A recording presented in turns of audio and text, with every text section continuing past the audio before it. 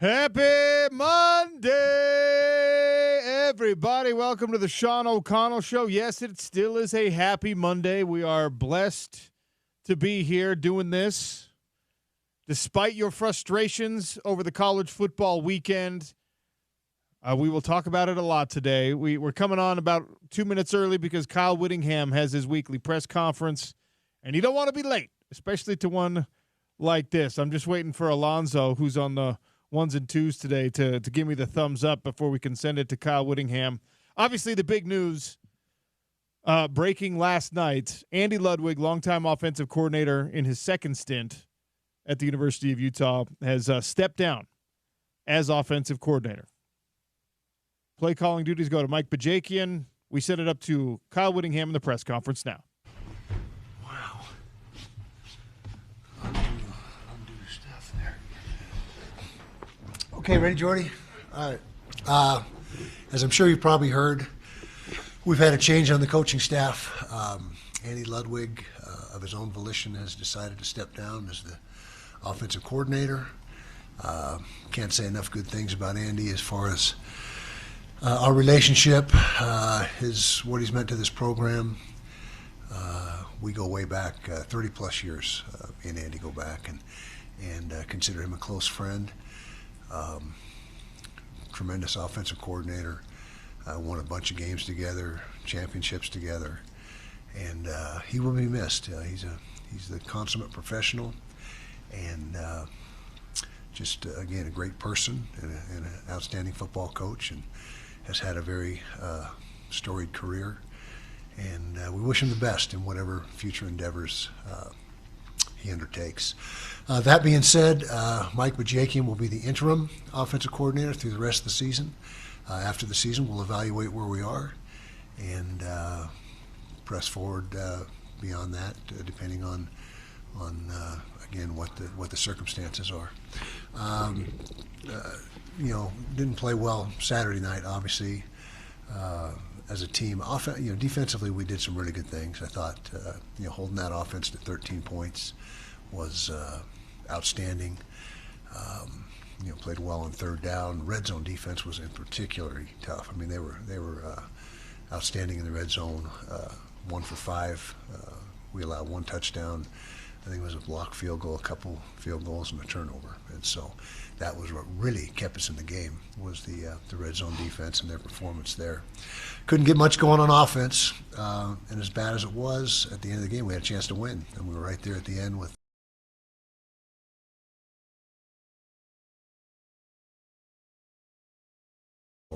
we came up short.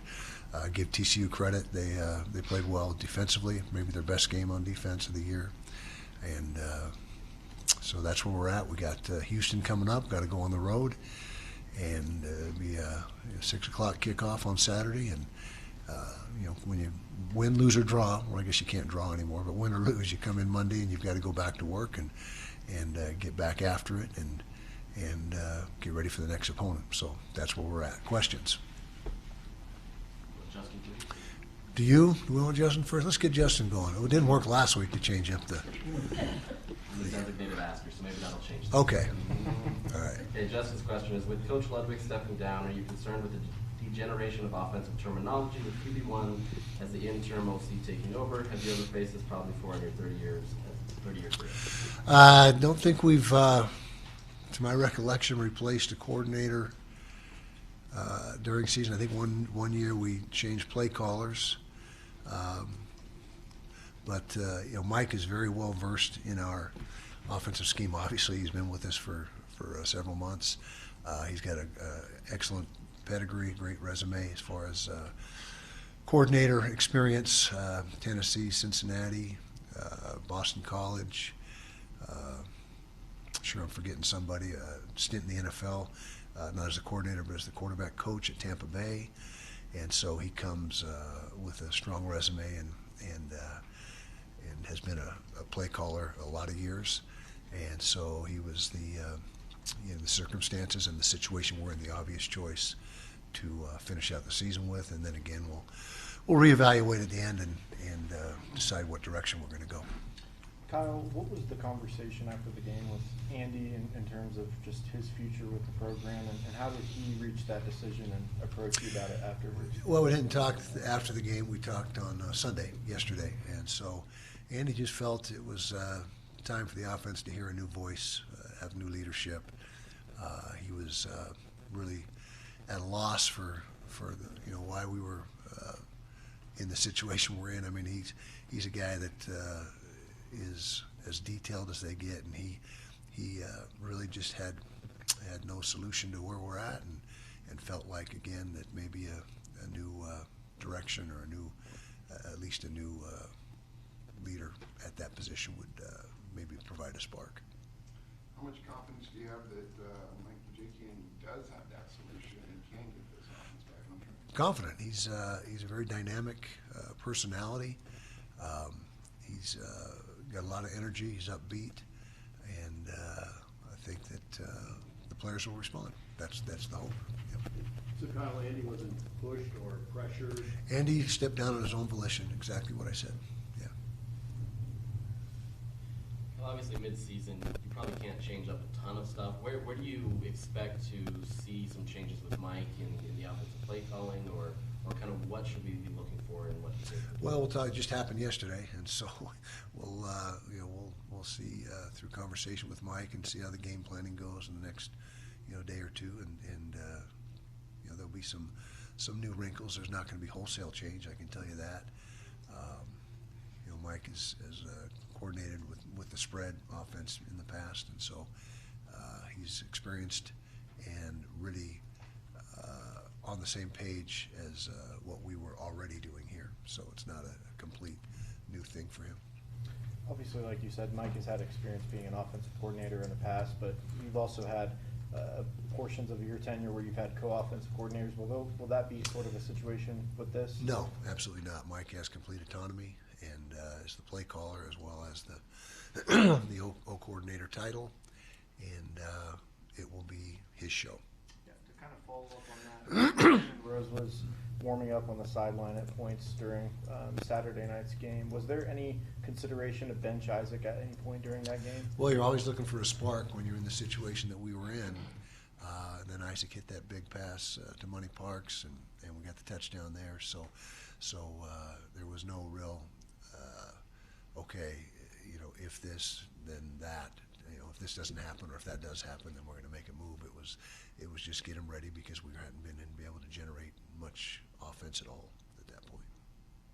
Mike is often the first person that Isaac talks to when he comes off the field. How will that relationship help him as an offensive coordinator? Well, Mike has been the quarterback coach, all season long. When they changed the rule, it allows for your analysts and whoever else really, within a certain extent, to become coaching and on the field as well as in the meeting room.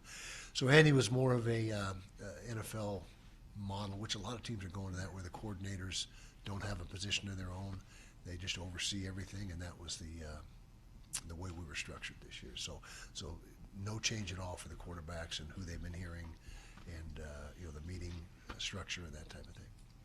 After the game, I don't know if you heard, but Isaac apologized to the defense. What does that say about his ownership and leadership as a true freshman? It says a lot, and I wasn't aware of that until you just said that. So that's a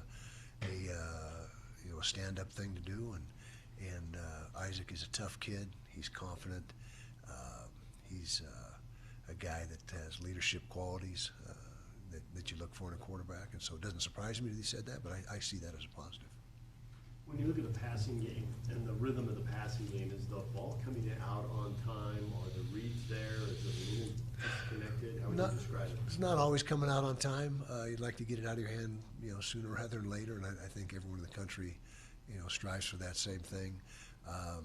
We didn't play as well up front as we had in previous games, and protection broke down too many times. I think it was 4 sacks officially, and maybe a couple more where he just barely gained a little bit of yardage, which doesn't go down as a sack, and some hurries as well that he had to get rid of the ball. But you're always trying to get the throw game in sync and timed up, and the timing and the route structures, and we were still not good enough completion percentage-wise. I think we were 52 or 3% in that game, which is about where we've been for the season with Isaac. And so that's a work in progress and something that we need to continue to focus on. In the search for a second running back, Jalen Glover's role has diminished versus the last 2 seasons. What's happened there, and might that change? Mike Mitchell has just outperformed him in practice as of late, and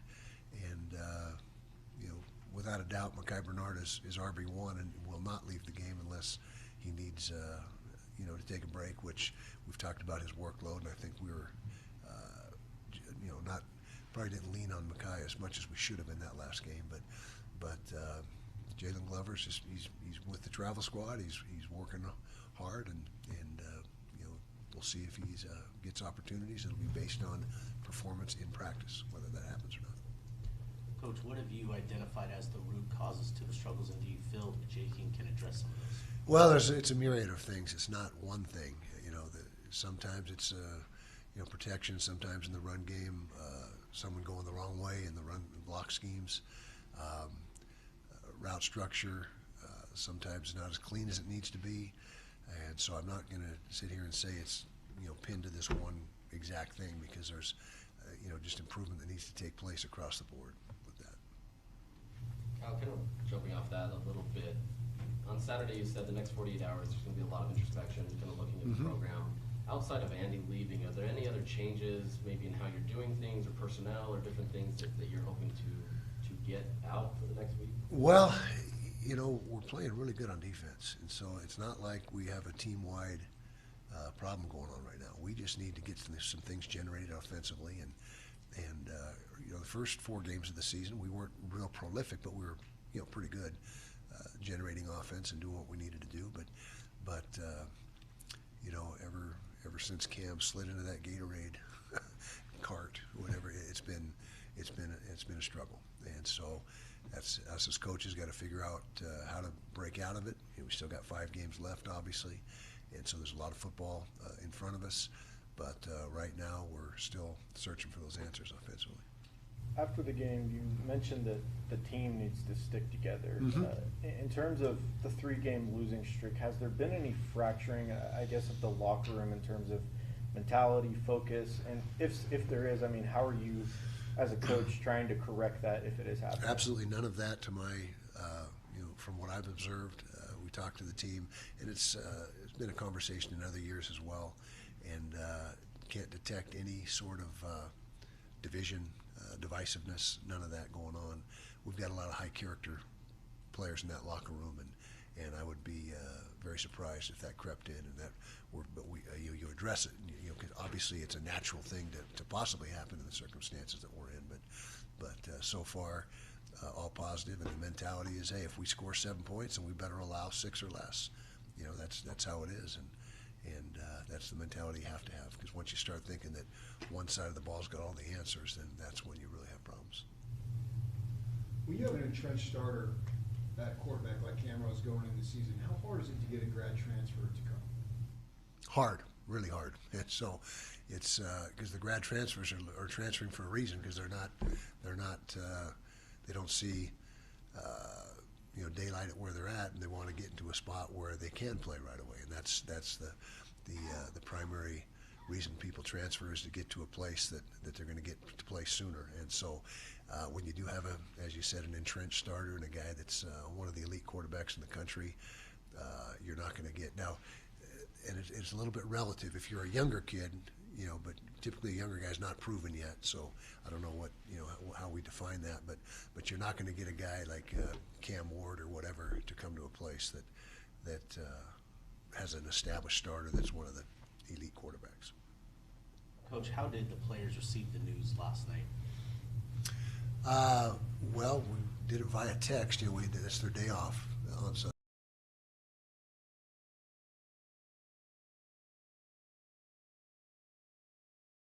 Could digest it, and so I'm sure there's some players who maybe didn't look at their phones and heard it, you know, through other channels. But we have a team meeting set for today, as we do every Monday, and we'll talk about it during that team meeting.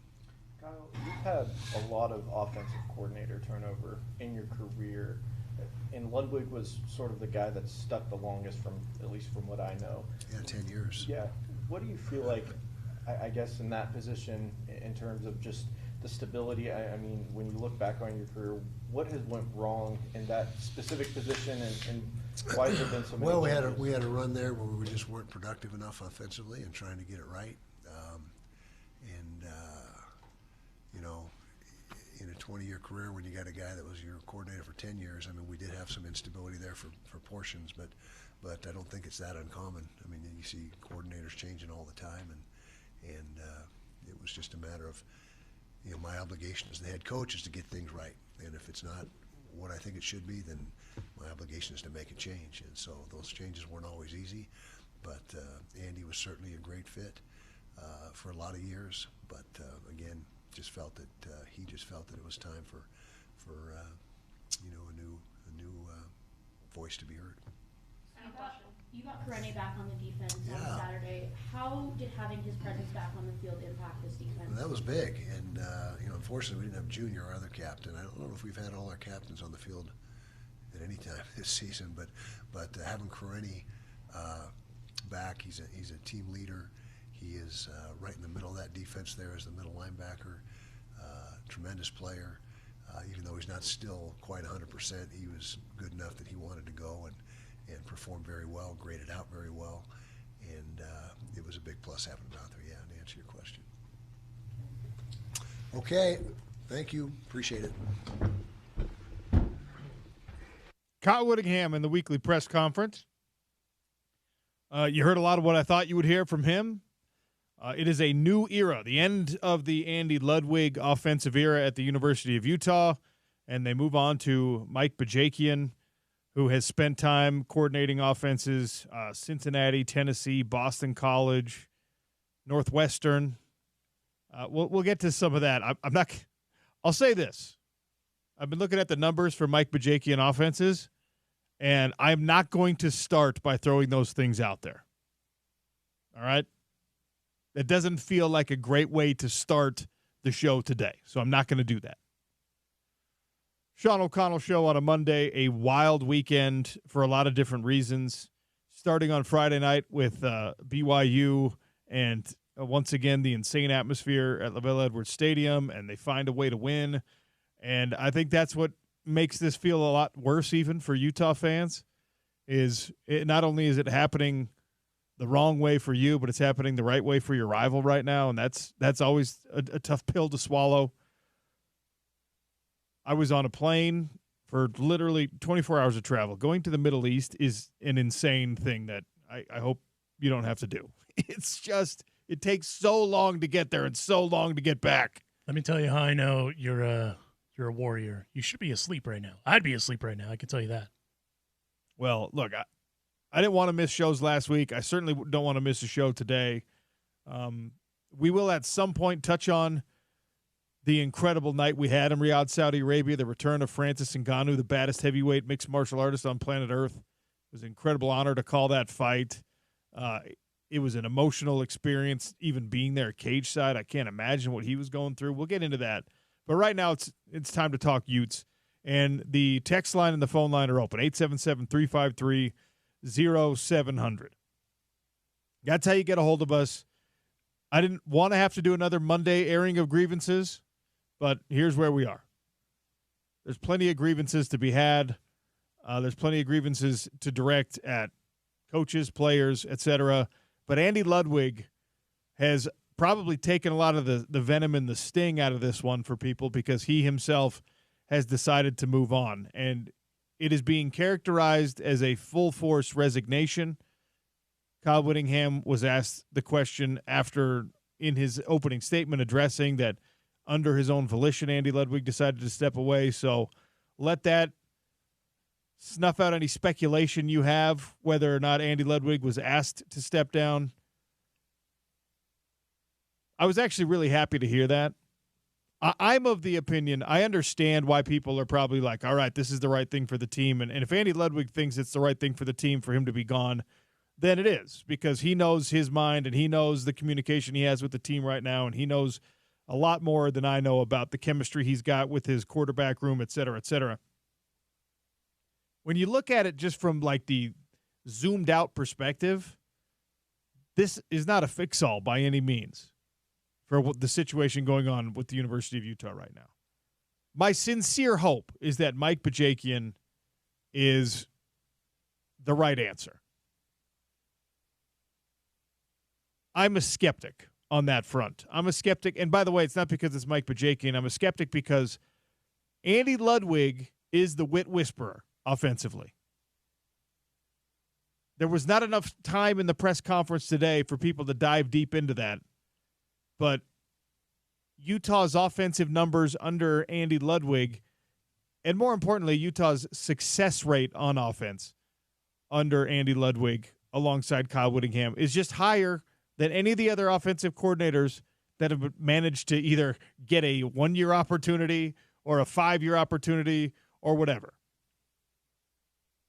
Andy Ludwig has been the guy, and I talked about this, like 5 weeks ago. Andy Ludwig has been the guy that just had the right recipe, had Kyle Whittingham's trust enough that just like, keep your hands off this. Do the defensive thing. And I don't know if that's going to be the case moving forward. I've seen too many Aaron Roderick and Brian Johnson and Dave Christensen and then Aaron Roderick again scenarios for me to fully trust that this is the right way for this team to go offensively. But I also think it is a huge mistake, and I don't think anyone in the building is doing this. I think the fan base might be doing this somewhat. It is a huge mistake to look at this and say, oh, that was our problem. Everything's going to be fine moving forward. Still have a true freshman quarterback who is promising but far from perfect. You still have an offensive line that is maddeningly inconsistent. You still have a grip of talent that is either underutilized or has somehow soured themselves in the eyes of the coaching staff. And I put the tweet out there last night after I got home at 10 p.m. after being in the Middle East. You now are being given offensive play calling duties at the University of Utah. Who are you trying to get involved? Who's the untapped talent that you're trying to get involved?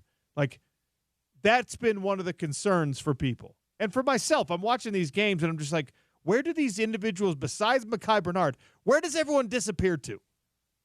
Like, what? There's no Dorian Singer for like a whole quarter at a time. And then, oh, look, he's back. And look, he made a big play. There's no Money Parks for it seems like 3 games this year. Money Parks has just been absent. And he's one of the healthy players on the team, right? Dijon Stanley, huge opening game, and then blowing away like a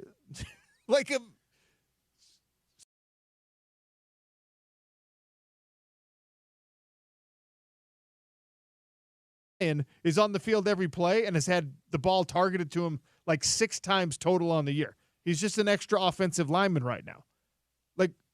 So I opened that up, and everybody has a plan. Everybody who's watching this Utah football team has some idea of like, get this guy the ball more. And Landon King's name came in more than anyone else. Now that is based on Landon King's performance last year. Okay? I want to be careful with how I say this because I have no special insight. No one has told me that he's done something wrong. Like, we've heard some guys on this team when fans are like, why aren't you giving so-and-so the ball? And then if you're a little bit closer to the program, you know exactly why he's not being given the ball because there's some other things going on behind the scenes, right? I haven't heard any of that about Landon King. But Landon King is either having terrible practices or he's injured and we're not hearing about it, or there's something else going on because Landon King has been, I won't say underutilized, he's just been non-utilized. And I haven't heard any reason as to why that's the case. So I definitely understand why people are like, let's see this young man. Let's get him the ball. Let's see him out there. But there's got to be something else to that story. I, like all of you, hope that this is the necessary spark provided for the University of Utah. I, like all of you, see the matchup this week with Houston, okay, and look at it and say, all right, this is an opportunity to get right. This is an opportunity to get into a little bit of a groove here. But I will not let whatever happens delude me one way or another on whether things are fixed with the University of Utah. This football team is not who we thought they were. From a coaching perspective, from a personnel perspective, all of it. Way too much hype. We are overconfident in the ability of this program to reload talent-wise.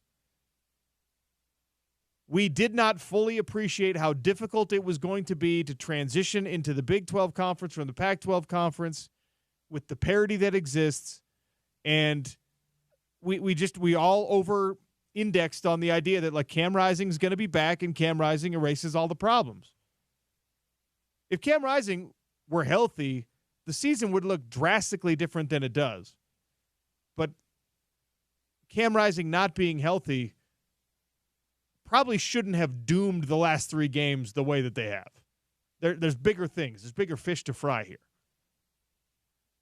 And the pernicious accumulation of injuries is still very difficult to understand outside of Cam Rising. So, Mike Bajakian, the floor is yours, and I do not envy you the position because now you are supposed to be the one who can lead this team out of the darkness and into the promised land with the exact same personnel that Andy Ludwig had at his disposal. And I know you'll harp on this a little bit. It's never good when you have to make this sort of a change mid-season, right? So for you as a player, OC, like if you're in that environment in that team meeting today and you hear that, like what's kind of going through your mind as a player with everything, right? Dudes needing to get right, the team needing to get right. Obviously there's the outside noise, unfortunately, now too. Like what's going through your mind? I think the big thing here is if you're a player, especially those guys I'm talking about that have been underutilized or have kind of fallen off, right? Yeah. And you don't want it to happen mid-season. You wanted this to happen after spring ball. You wanted this to happen when you came into fall camp. But this now is like a clean slate kind of a situation. And there's nobody on this team. I know Kyle Whittingham said post-game, we're going to evaluate everything. That's not just the coaching staff. Everybody on this team personnel-wise needs to be evaluated. And, like, I know he's the most talented guy right now. Yes, he's our biggest, strongest, whatever. Is he the guy? Is he playing hard enough? Is he doing the things we need him to do? Because if you're grading out poorly and coaches are like, yeah, well, he's the best one. He's got the highest upside. If the upside is not being realized, it doesn't matter, you know? And I think that there's probably 3 guys on defense that fit that bill for me. I'm not going to call them out. And there's probably 3 guys on offense that fit that bill for me. Like, yes, I know you're more talented than the dudes around you, but you're not performing. You're not good right now. And the potential to be good is always wonderful. But if it's not being realized, then now is the time where you're out of the conference championship race. You need this to be about like, all right, let's win some football games. Let's battle back into respectability. Let's get into a situation, ladies and gentlemen, where the home game against your rival on November 9th is still a home game. Because right now, based on what I've seen from this team and what I saw from the fan base on Saturday night as I watched the replay, we're in a very serious danger of November 9th being one of the most embarrassing moments in Utah football history as a Power 5 program. Not just because the team doesn't look like it's equipped right now, but also because the fan base has given up on the team. And those people are going to sell their tickets, and that thing is going to be half blue. And that would be an embarrassment at Rice Eccles Stadium. So, Mike Bajakian, congratulations on your promotion. What you are now up against is a massive, massive problem. 877-353-0700. We'll do an emergency airing of grievances. Keep the text coming in. You can call me if you'd like. I'll give some of your feedback next. Opening segment of the Sean O'Connell Show, always brought to you by alvyarmani.com. If you're having hair problems, No longer have to deal with them. No longer need to be embarrassed. alviarmani.com.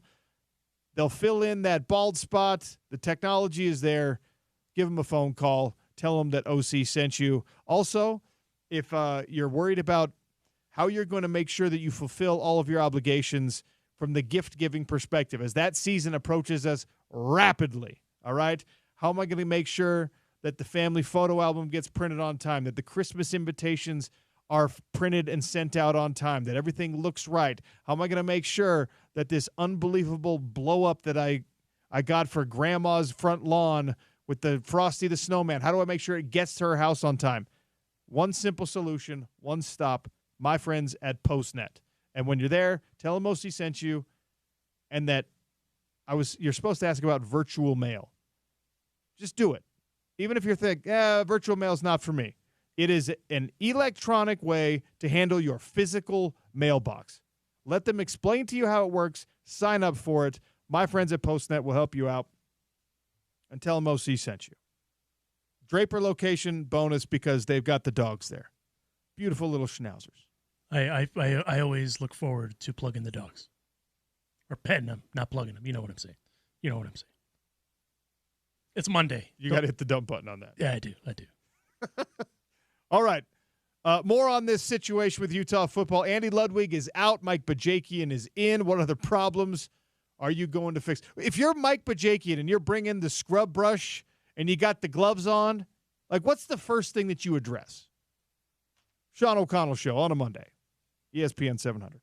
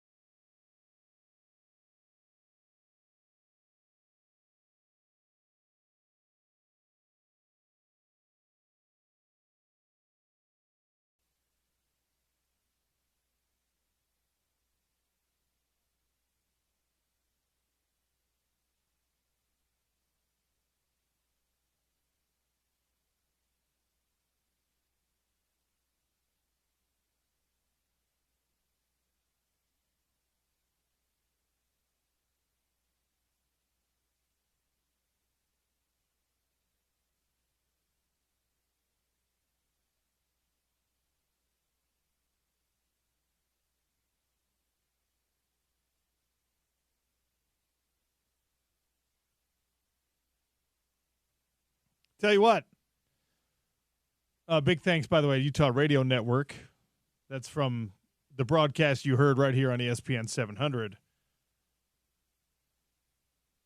Kyle Whittingham was asked about any thought about maybe benching Isaac Wilson, and his answer, to me, I didn't love the answer. Brandon Rose warmed up a couple of times, and Coach Witt said, "Yeah, but then Isaac threw the big touchdown pass." If that's how precarious the situation is with your starting quarterback right now, I mean, it kind of makes sense. The true freshman, I have faith that he's going to get there someday, but it's pretty clear he's not there. I also think that there's a conversation I've overheard that some of my friends have talked, that there's this obligation, there's a perceived obligation to, since it's not Cam, you got to play Isaac or Isaac's going to leave. I don't believe that at all. I reject that notion wholesale. I don't think that the Wilson family, and I don't think that Isaac himself are cut from that cloth right now with Utah football, where you're either playing me or I'm out. I just don't believe that. I think they're willing to be more patient. Again, we go back to what I was talking about with, we don't get to watch practice. We don't get to see, and we only kind of get to hear what's happening in these practices. Like Brandon Rose and Sam Heward and Luke Batari are not being given opportunities even when the starting quarterback doesn't play very well. It's one thing to be a backup. Raise your hand if you've been a backup as a college football player your whole time. That was me, right? It's one thing to be a backup and you look at the guys in front of you and it's just like, well, yeah, of course I'm a backup to that guy because look how he's playing. And then you can kind of like feel a little bit better about it. I don't want to know what's going through those backup quarterbacks' heads right now. When they're just like, well, geez, we got turnover issues. We've got efficiency problems. The offensive line's not responding that well to this guy or whatever. And I know that team chemistry has not been a problem for Utah in the past. Team chemistry is about to be a problem. Team chemistry is a problem right now. And the question was kind of deflected on some front, but guys are taking to their social media now. And they're subtweeting. They're just putting out like emojis and ... wasted talent, stuff like that. I mean, it's a bad situation right now. This remember when I put the poll out? Was that loss at Arizona State? Was that the low point for Utah's season, or is it going to get worse? Record scratch. You're probably wondering how we got here. You're probably wondering how we got here. That I should put that out again. Yeah, I'm gonna put that out again. Listen, that game Saturday, for me at least in my time kind of around the program, it was one of the weirdest games I've been around because Kyle said it in the Coach Witt said it in the post-game presser. If you hold your opponent to 13 points with this team traditionally, you're winning by a lot, right? At least a touchdown or two minimum, right? And the vibe was just weird. But then you throw into like hearing just how frustrated everybody is. You can't deny how frustrated everybody is. But no matter how, like you said, I would not want to be in that quarterback room today, only because it's definitely going to be, like you said, there's going to be a lot of thoughts kind of circulating around one's head, and I don't even know which way you kind of go at this point. I will say this: who I feel the worst for is Isaac Wilson, only because it's not no fault of his own. He's a freshman, and I know people are going to say we're using that as an excuse, but it's tough, man. Like it's one of those, like, no matter kind of what you tell him and you hear him, he apologized to the entire defense after the game. Like, that's a kid that's learning kind of real quick and real fast, but it's tough to still process that no matter how you go about it. It's wonderful to see the maturity, right? It's kind of like the Cam Rising situation from the Arizona State game. It's wonderful to see a guy being like, hey, I want to play no matter what. I'm at 25% right now. I want to play. It's good to see the maturity from the freshman. I wonder if you, at some point, or if maybe we're already there, there's a point of diminishing returns where confidence starts to erode because you're asking him to be that mature guy. You're asking him to be the one that fixes issues. He's not the only problem. He's not. It's a rough situation right now for Utah football, and that, I hope, is the low point of the season. Mekhi Bernard should have been fed more. Mekhi Bernard is the thing that works in your offense. Okay? And Coach Wood alluded to that, too, that they should have definitely given him the ball more. Mekhi Bernard touched the ball 15 times in this game. Now, he did get a little bit banged up for a minute. Maybe that had something to do with it. But when the rest of your offense doesn't work, Mekhi Bernard is the thing that does. So, Mekhi Bernard, I'm sorry. I know this is a callous approach. Mekhi hopefully is going to be a regular guest on the show moving forward. I'll tell him this to his face if he comes in. Mekhi, I'm sorry. I'm going to give you the ball until you throw up. We're going to ride that train until the wheels fall off of it if I'm the offensive coordinator. I just put the question out there. Now you're taking over. You're Mike Bajakian. What is job number one? Job number one, if it's me,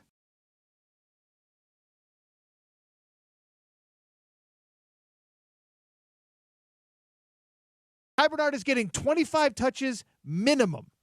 And I don't know if this played a factor into it. I think he rolled up his ankle, I think. That's what I said. I think that might have had something to do with it. And, again, sorry, Mekhi, if I'm sitting here saying, keep giving him the ball. I don't care if he's hurt, because that's wrong. As he vomits on you. But, Mekhi Bernard is the thing that works in this offense.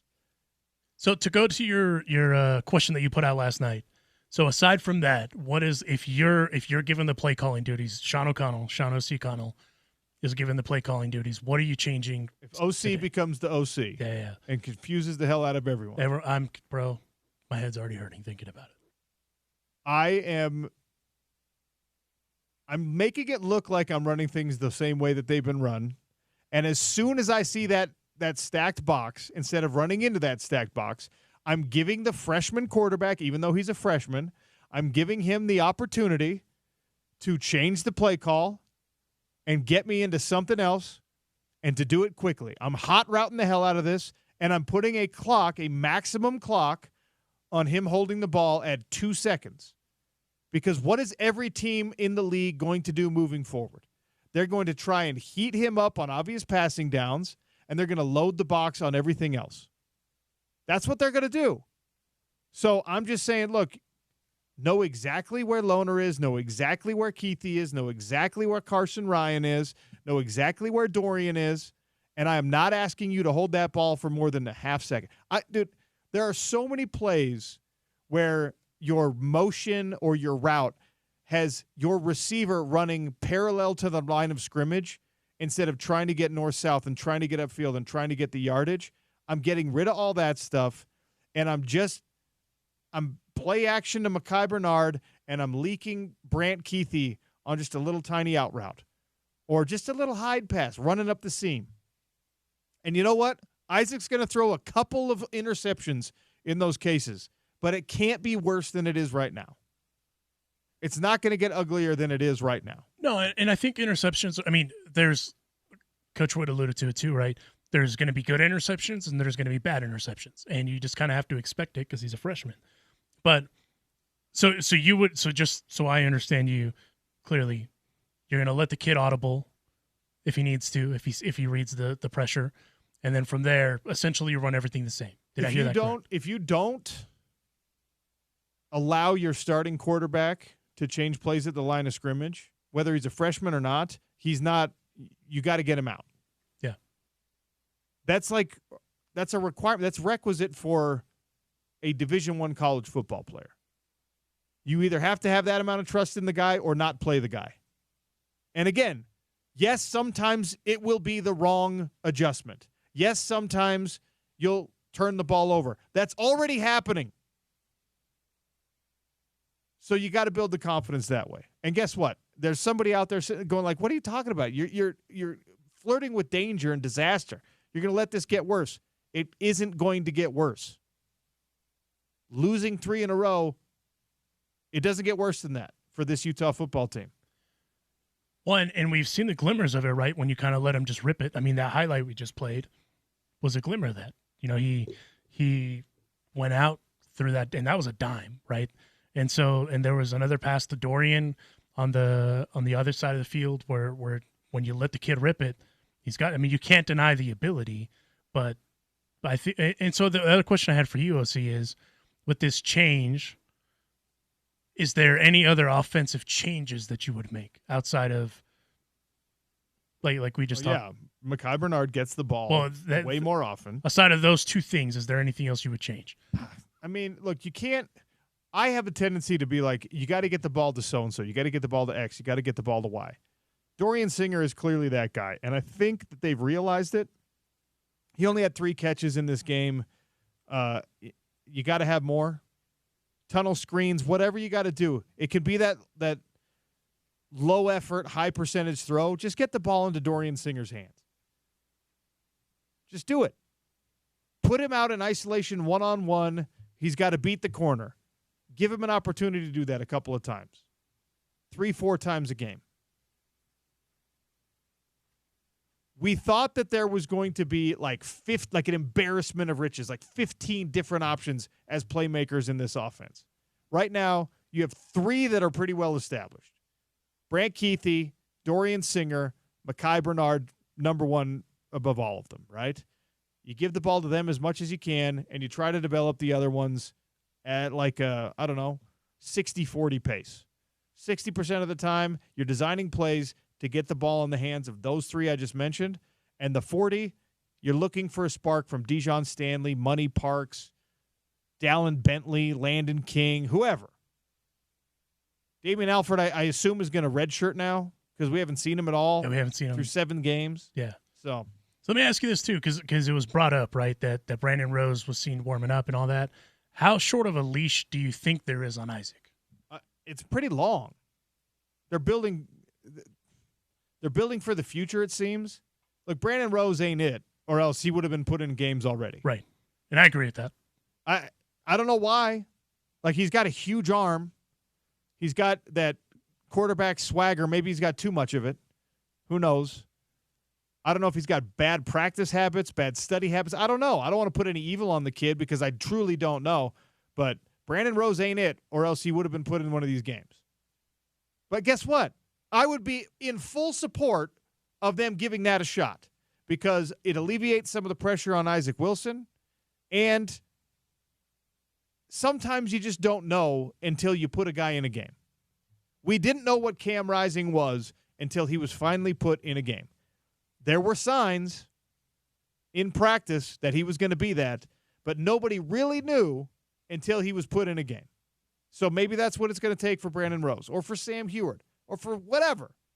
But at this point, if you're Mike Bajakian and you're Kyle Whittingham, who has to sign off on whatever those decisions are, you get to be a little bit reckless because it's not going to get worse than a losing streak. Maybe you'll add to the losing streak, but guess what? This season feels like a massive disappointment already. So you either turn it around or you don't. I would be taking extreme measures, at least in practice, to look for something to turn it around. Extreme measures. I would be putting walk-on guys in at positions that are not looking good. I would be taking red shirts off of dudes and saying, hey, let's see what you got, kid, because the starter in front of you is underperforming. But the weird thing is, Alonzo, and this will be my last point before we take a break, the weird thing is this resignation by Andy Ludwig and some of the answers we get in talking with coaching staff and talking with players, the accountability is just sort of recycled around the room.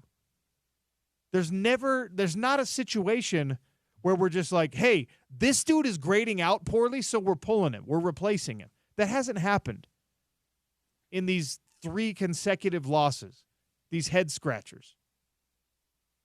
Do you think that's kind of a byproduct of injuries, or is it just?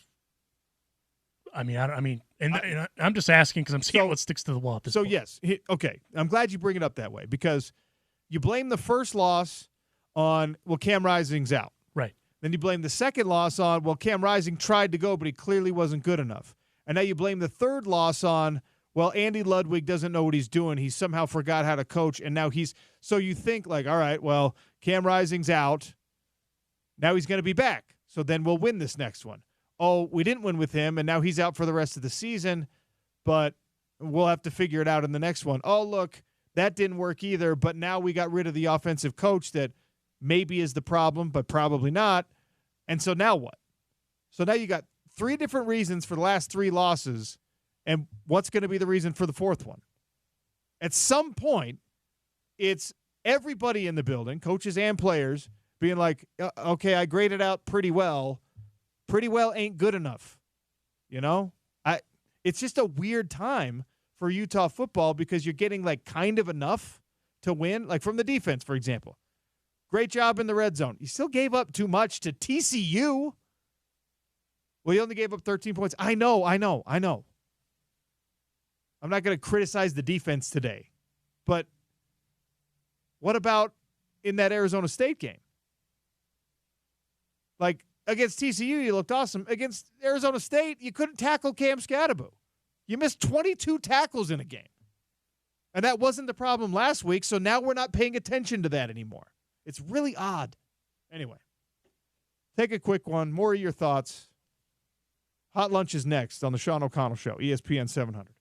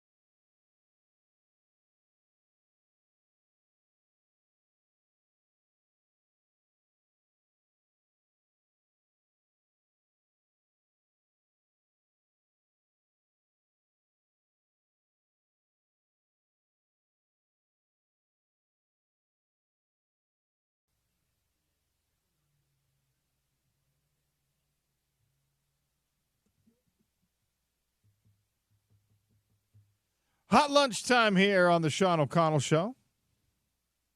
Hot lunch brought to you by Lemon Shark Poke, which is just around the corner from our Broadway studios. Actually, just up the street. You don't even have to go around the corner. Up the street on Broadway from our studios. Fresh fish, that amazing sticky rice, great sauces, Lemon Shark Poke. Tell them OC sent you. Rumor has it they're going to let me put together my own OC bowl. And you're going to be able to order my flavor at Lemon Shark Poke. And what's your flavor? Well, I got to decide. I think what I'm going to go with is some of the like the sweet ginger sauce, the sticky rice, of course. I'm going to go with salmon poke, and as long as they sign off on this, some chopped macadamia and pineapple. I like a good sweet and savory mix with my lunches. I'm not going to blow your spot up here because you and I both know, being real life friends, that you're human garbage disposal. Hey. What's the portion of this going to be? Twice as big as a normal bowl, okay. Probably. Okay, that was really the main point of emphasis. Why you got to do that? Well, the reason I bring it up is because there's regular sized and then there's OC sized. Okay. Well, for the hot lunch, I just want to throw a number at you. Okay. Right now in college football, you have to score probably 34 points a game on average to be contending for a championship. Now, it's likely that the Utes are out of the picture for the Big 12 championship. Some crazy, crazy things would have to happen. But let's just say to get back on track, to finish out the season, maybe as high as 9-3, you could do it, right? But what kind of offensive numbers do you actually need to see from this Utah team? Now, an offense led presumably by Isaac Wilson, plays called presumably by Mike Bajakian, Mekhi Bernard likely to be your leading rusher the rest of the season. I don't know who's going to finish the year as your leading receiver, but what kind of offensive output do you need to actually produce? And you're looking at 34 points a game as kind of the line of demarcation, all right? Now, right now, the University of Utah is scoring 24 points a game. So you have to find, with this offensive personnel, with no Cam Rising coming back from an injury, with no secret weapon that we're aware of, you need 10 points a game more down the stretch. 10 points per game is a massive improvement to be looking for. Just putting that out there in the hot lunch, all right? I mean, when years past, right, in years of Christmas past, that's 10 points is relatively easy to find, right? Is it really that bleak right now, considering all the weaponry they have? And I'm asking that kind of rhetorically, but at the same time. Well, I don't think it's bleak, but the way you get what I'm saying though, right? That it feels like, ooh, that's a big ask. It's a big ask. Now, 10 points is to get back to like that elite thing.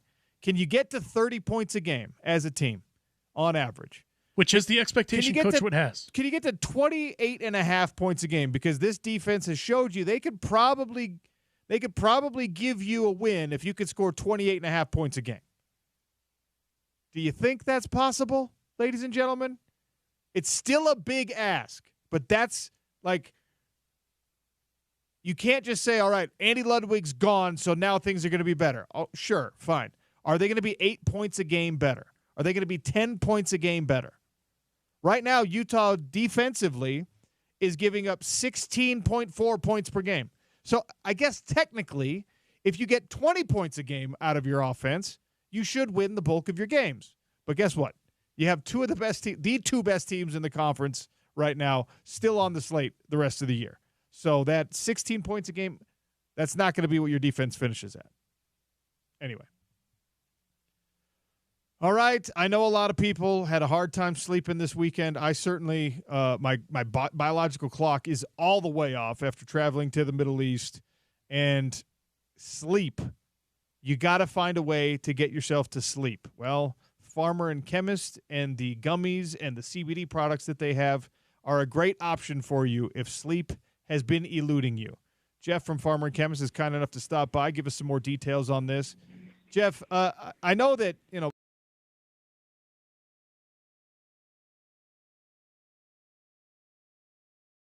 what about folks that are just trying to get back on a normal rhythm after a long trip like me? Is that a good time to be using the stuff from Farmer and Chemist? It is. It should help that way too. I mean, some of our products have a little THC in there, and we combine CBD with CBN, which is really a good combination for sleep. So you can take it, as needed like that, but it actually is probably better to take it chronically because it doesn't like knock you out like a prescription medication does, but it works kind of in the background and helps the quality of the sleep. So you feel more refreshed, you wake up, you're not hungover. So it can be used either way, but taking it every night and kind of getting on that rhythm is a really good approach. Not just for people who have sleep issues, but anxiety is something that is talked about a lot more these days than it ever was.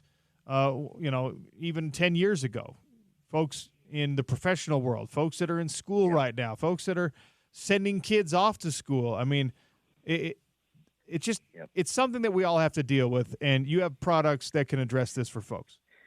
Yeah, for sure. So, COVID wasn't good, but there were a couple good things that came out of COVID. One, I think, was education around mental health.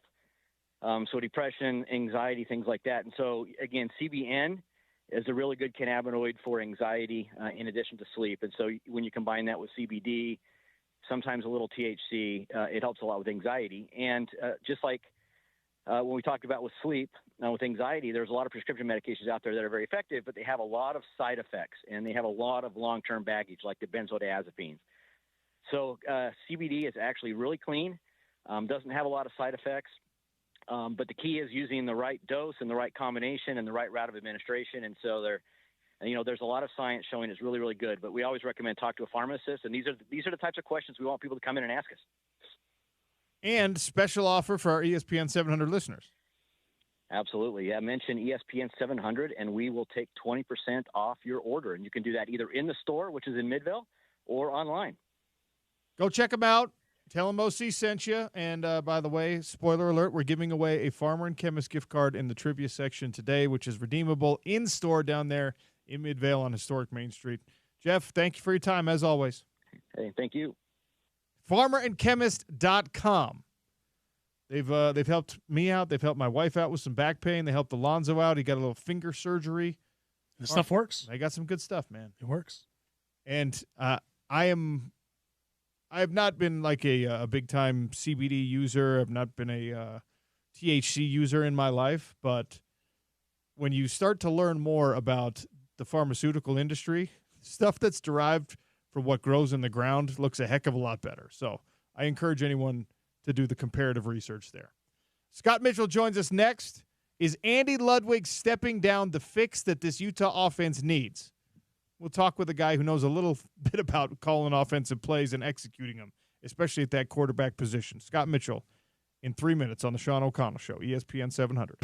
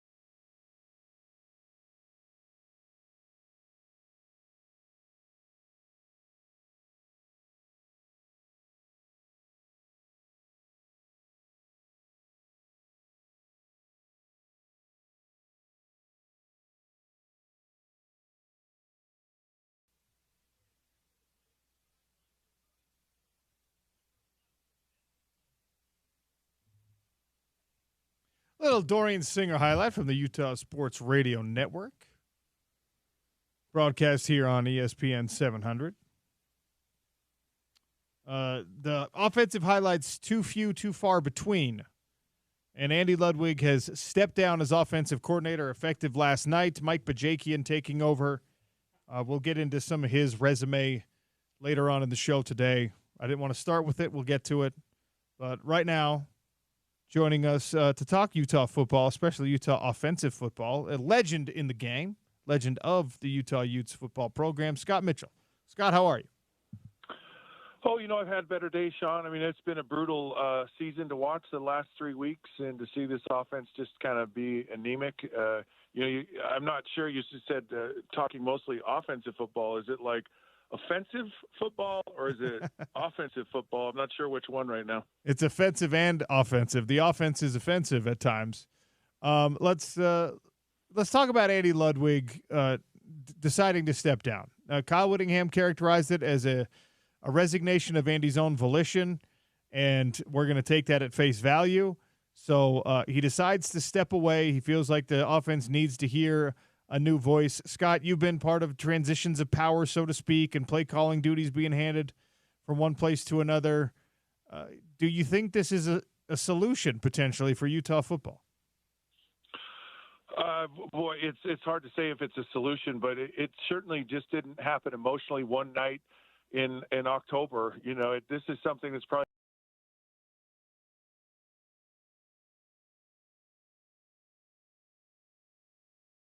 to it a little bit, just about the anemic performance in the red zone a week ago. And let's really look at this thing like historically, okay?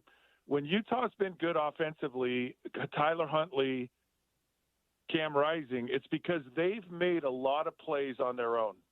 And it's been running the football. And it hasn't been, this pristine quarterback executing, throwing. It's really guys making some plays with their own abilities. And when you don't have that, you don't have a guy that can do that. And, yeah, they made some throws and they did all that stuff. But consistently, those quarterbacks bailed out a lot of people, whether it was inconsistent line play, whether it was, maybe pass, guys not getting open on routes, whether it was poor pass or run or just play calls. And they were great equalizers. And when that went away, the offense really, really suffered.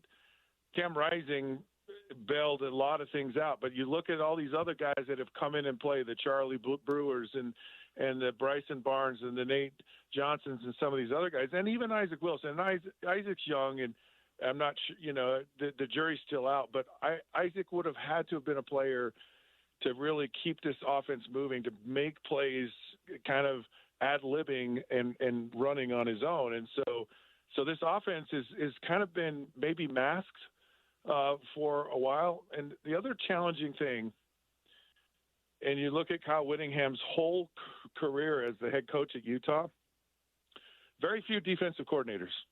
What is it, Morgan Scally and Kalani, and that's it. And Gary back in the beginning, yeah. And so, but a lot of offensive coordinators, and it's challenging, Sean. It's challenging because it's a defensive-minded coach that his philosophy about offense is take care of the football. It's not play great offense. It's just don't screw it up for the defense.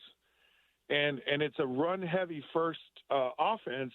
And what teams have done, and I've watched this over the last 8 years, and they started to figure out they've challenged these young quarterbacks, these inexperienced quarterbacks that put 8 guys at the line of scrimmage, and you're just not going to consistently run the football.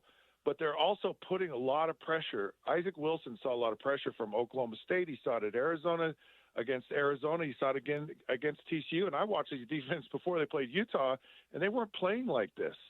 And so Utah just a consistent inability to handle a lot of guys in the box, heavy run looks from the defense, a lot of pressure. They're just challenging these young quarterbacks to beat them throwing the football consistently, and there hasn't been much of an adjustment to it, and there hasn't been an answer, and it's really been frustrating for me to watch. And so I don't know if it's, hey, you got to run the football and figure out how to run it against a brick wall because that's who we are, or there's not a willingness to kind of maybe change the core philosophy of what's going on. At least that's what I've seen.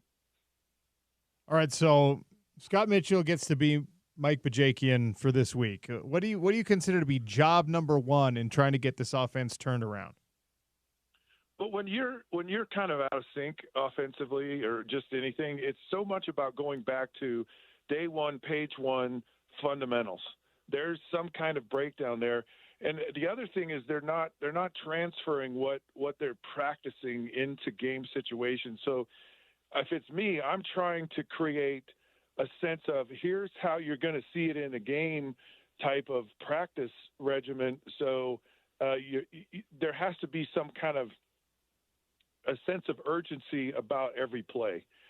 And that was what Cam was so good about. It's like, man, it's third down. We got to convert it. And with Isaac, he's like, I'm just a young guy, just happy to be out here and maybe not completely aware of the situation. It's like, oh, okay, we didn't get that play. I guess we have to go off the field now. And so just having a sense of awareness of game situations and creating a rhythm and continuity in how you're practicing. And a lot of that, because what it felt like to me on Saturday was we don't really know who we are offensively. We'll try this run play here. It didn't work, so let's try this little pass play here. Let's try this here. And not having like this really clear sense of how we're attacking this team. Because the only way I've known it, Sean, is you go into a game and you look at how a defense plays you a certain way, and those defenses have their strengths and their weaknesses, and so you try to attack how a team is defending you. Now you go in with a plan, and it has to change sometimes because they did something a little different. I played in Detroit with Barry Sanders. No one ever played – like it was worthless for us to watch game film because nobody played us like they played Barry Sanders different. And like with a guy like Dan Marino, it was different. And so you have to be able to adjust in a game. And I just didn't feel like those adjustments were happening on a consistent basis. So go back to fundamentals, define who you are as an offense, and that this is your identity. This is who we're going to be. And above everything else for me, Sean, a quarterback is like it's a weird commodity. And you have to teach it. And you have to treat it differently because that guy touches the football, and he has a bigger impact on the outcome of a game than any other player, any coach, anybody in that entire stadium, because he's touching the football, and he's touching it whether he's handing it off, he's touching it whether he's throwing it. So that guy has got to be confident. That guy has got to play like decisively, and I haven't seen that from Isaac. It's very tentative. So you got to get this young quarterback making decisive decisions, no matter what they are. Just be decisive in what you're doing, and a lot of it is about going to those fundamentals, going to stuff that he's really confident that can give him, a comfort level to get him in a rhythm because he's a kid that can throw the heck out of the football, and those kids kind of need to get in a rhythm to really get that confidence going. And it just stick with basic football and build confidence around your quarterback. Are you ready to see another quarterback at some point, or do you want to see the young man continue to develop? No. Now, in all fairness to Isaac Wilson, and this is the hard thing, and I don't think people totally understand this. Coaching is teaching, and you spend more of your time as an athlete in meetings. And so it's like you're in school. And when you go out to practice is like taking a quiz.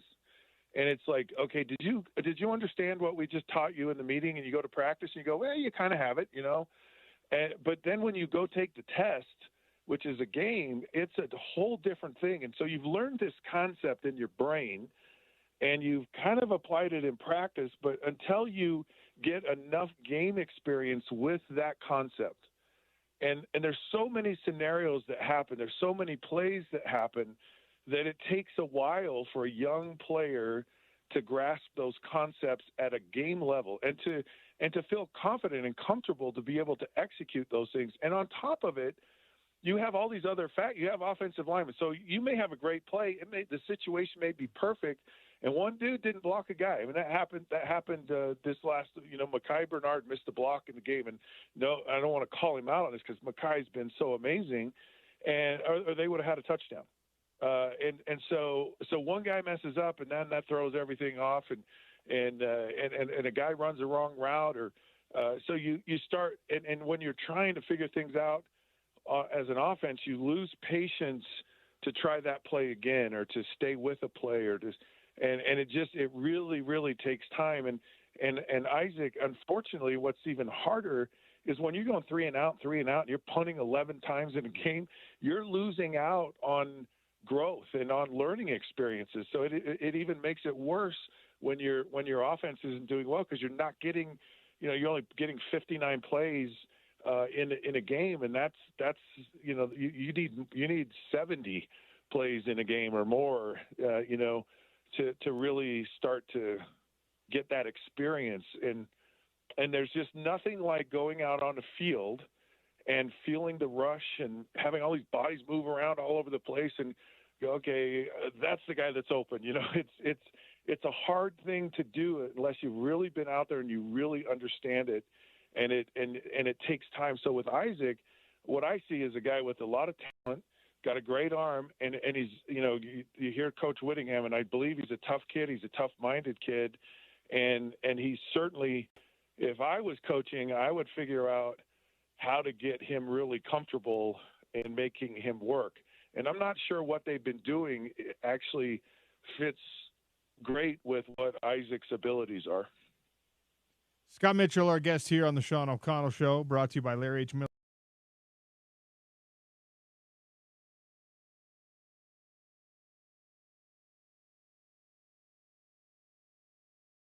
.com. Isaac has been impressive for a lot of reasons. His maturity, the maturity he's showing, even when he makes mistakes, takes accountability for them. Sat down in the postgame. He apologized to the defense, who obviously only gave up 13 points, but the offense couldn't support that effort with points of their own. So he apologized to the defense. And look, like you said, the quarterback has such a massive effect on the game. You've probably been in that situation before where you felt like you had to apologize to your defense. I don't know. How does a team react when, especially a young guy, is like, saying all the right things, even if he's not making all the right plays? The worst thing and the worst cancer that you can ever get in a team is when guys they call them locker room lawyers, and they start pleading their cases, and they start saying, well, if this guy, and they start pointing fingers, and they start focusing on the other side of the ball, and they stop looking at themselves. Because on a weekly basis, you have a responsibility as a player to get yourself ready to play. You're not, if you're a running back and you're an offensive lineman, you're not playing a single snap at corner. You're not playing a single snap at linebacker.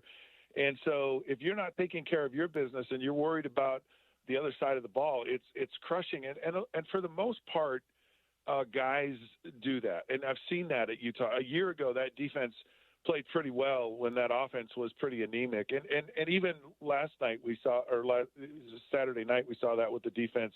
Guys really staying focused and taking care of their own side of the ball. And when teams work themselves through this stuff, that's what you see. Now, even though they do this, look, it's human nature to go, all right, I'm out here busting my butt and I'm doing my job, but our offense is sucking it up right now. And in the back of your mind, you get deflated by that, and you just go, no matter what I do, we're still going to lose the game, and that's not a fun. It's not a fun feeling to have. So you try to get away from that, but human nature, you just, you kind of feel that way sometimes. You don't verbalize it, or you're not criticizing the offense, but you're still just you still get deflated. And that was what Cam Rising really did with this team, is he created hope. He created belief. He was such an impact on how this team saw itself, its belief. Like, he was the first quarterback that Utah had that won it in the Coliseum against USC. He was the first guy that took them to a conference championship and won the game. And really they had until he got injured, they were right in both of those Rose Bowl games. And it was a battle back and forth against those teams. I don't know what the ultimate outcome would have been. It might have been different had Cam not gotten injured in both of those games. And so just because of him and not having him in there, and that's what I was saying at the beginning of this, that you look around college football today, every program that has any relevance has gone out and bought a quarterback. Miami took Cam Ward from Washington State, and you've seen, Dylan Gabriel is now at Oregon, and he didn't start there. And these kids are moving around because coaches know the value of a great quarterback. It's a game changer. It's a difference maker. I've alluded to it as this massive eraser on the end of your pencil that can just erase all of the bad things that happen in football games. And it's huge to have one, regardless of whether your offensive line is inconsistent or your offensive play calls are bad. A quarterback, a really good one, can make a lot of coaches look incredible. And a bad one, the flip side of it, you think of, DJ U, and he was going to be the guy that's going to save Florida State. So you get both sides of it. But if you find a good one, and you got to have one in college football today, regardless of who your coordinator is or where you are, you got to have a great quarterback if you're going to win. Who's going to buy one for the Utes? Because you're up against these schools that have like bottomless NIL funds, and Utah has always been a school that, especially pre-transfer portal era, would grab guys that were overlooked, under-recruited, develop them into great players. And even since the transfer portal has become more of a reality, Utah loses a lot less talent than other people do, probably because of the culture, because of the success in sending guys to the NFL, whatever it is. The quarterback position has not been necessarily a strength for the University of Utah under Kyle Whittingham and even before. So how do they get – if Isaac Wilson is not the long-term answer, and even if he is for the next 4 years, you still got to play beyond that. How does Utah stay in the game with what you just talked about, with quarterbacks being a bought commodity? Yeah. Right. Take Tyler Huntley. Okay, Tyler Huntley was probably the only homegrown guy that really had success, right? He was recruited. He came here. He played. Cam Rising wasn't recruited here. He was a Texas kid who transferred.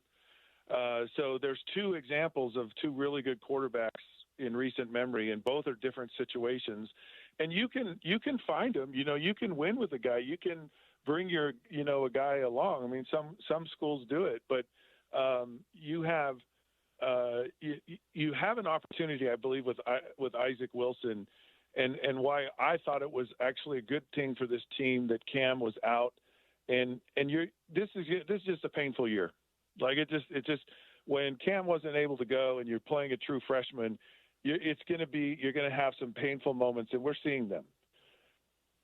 And but the end result of this could be 2 or 3 years of really good play, and we could be talking about Isaac Wilson in a couple of years as, man, this kid is as good as there's ever been at Utah, kind of thing. And you have to kind of take your lumps if you're gonna be a team that doesn't go out and buy a hired gun, right, or has the ability to do it. So I believe there's the potential with Isaac, but again, it's got to be the right system.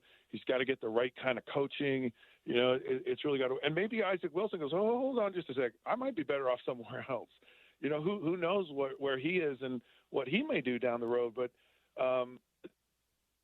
Utah went and got a Charlie Brewer. It didn't work. And so it's been hit or miss in that arena. If you can get Isaac Wilson to stay, and I'm not saying he's going, and really developing, you're going to be ahead of the game. Now they're eventually going to have to pay him, if he proves that he's a kid that is worth his salt, and maybe they did have to pay him to get him here to begin with. I don't know, but you're going to have to, if he's any good, you're still going to have to pay him to keep him around, because a lot of people went after Cam Rising, including Florida, when he was doing good. So you're one way or another, if you homegrow him or if you go out and get him, you're going to have to pay for it one way or another. It's just the way it's going to be. Scott, always appreciate your time and your insight. Thank you, sir. Are we done? We could talk about it. This is a massive thing, Sean, and I'm happy to go. But man, there's so much in this, and dude, I'm sure you'll unpack it through the rest of the day and the rest of this week. We could be talking about this for 3 whole days, but unfortunately, we have clocks to keep on with this. Something, by the way, I'm not very good at in this job, but I'll try. Thank you, Scott. You got it. Scott, part of the Big 12 at Noon coverage brought to you by Mountain Land Supply. Visit them at mountainlandsupply.com. Some more Big 12 questions for our next guest, Justin Williams, senior college football writer at The Athletic. He's a Big 12 insider as well. Look, the Big 12, we're going to step away from the Utah-centric stuff for a second. The Big 12 has a couple of teams undefeated right now that nobody wants to put in the top 10. Nobody wants to let them crack that same ground that the Big Ten and the SEC belong on. What does Iowa State have to do? What does BYU have to do? Wait, didn't Iowa State end up 9? Did I see that wrong? They should be higher. No, I agree. But I mean, they cracked the top 10 at least. Barely. But Iowa State, according to the AP Top 25, is number 10 and BYU's number 11. That's a party foul. That's a flag. 100% that's a flag. What are we doing here? I think the AP is up there with Big 12 officials not being able to call penalties correctly. Justin Williams joins us next on the Sean O'Connell Show, ESPN 700.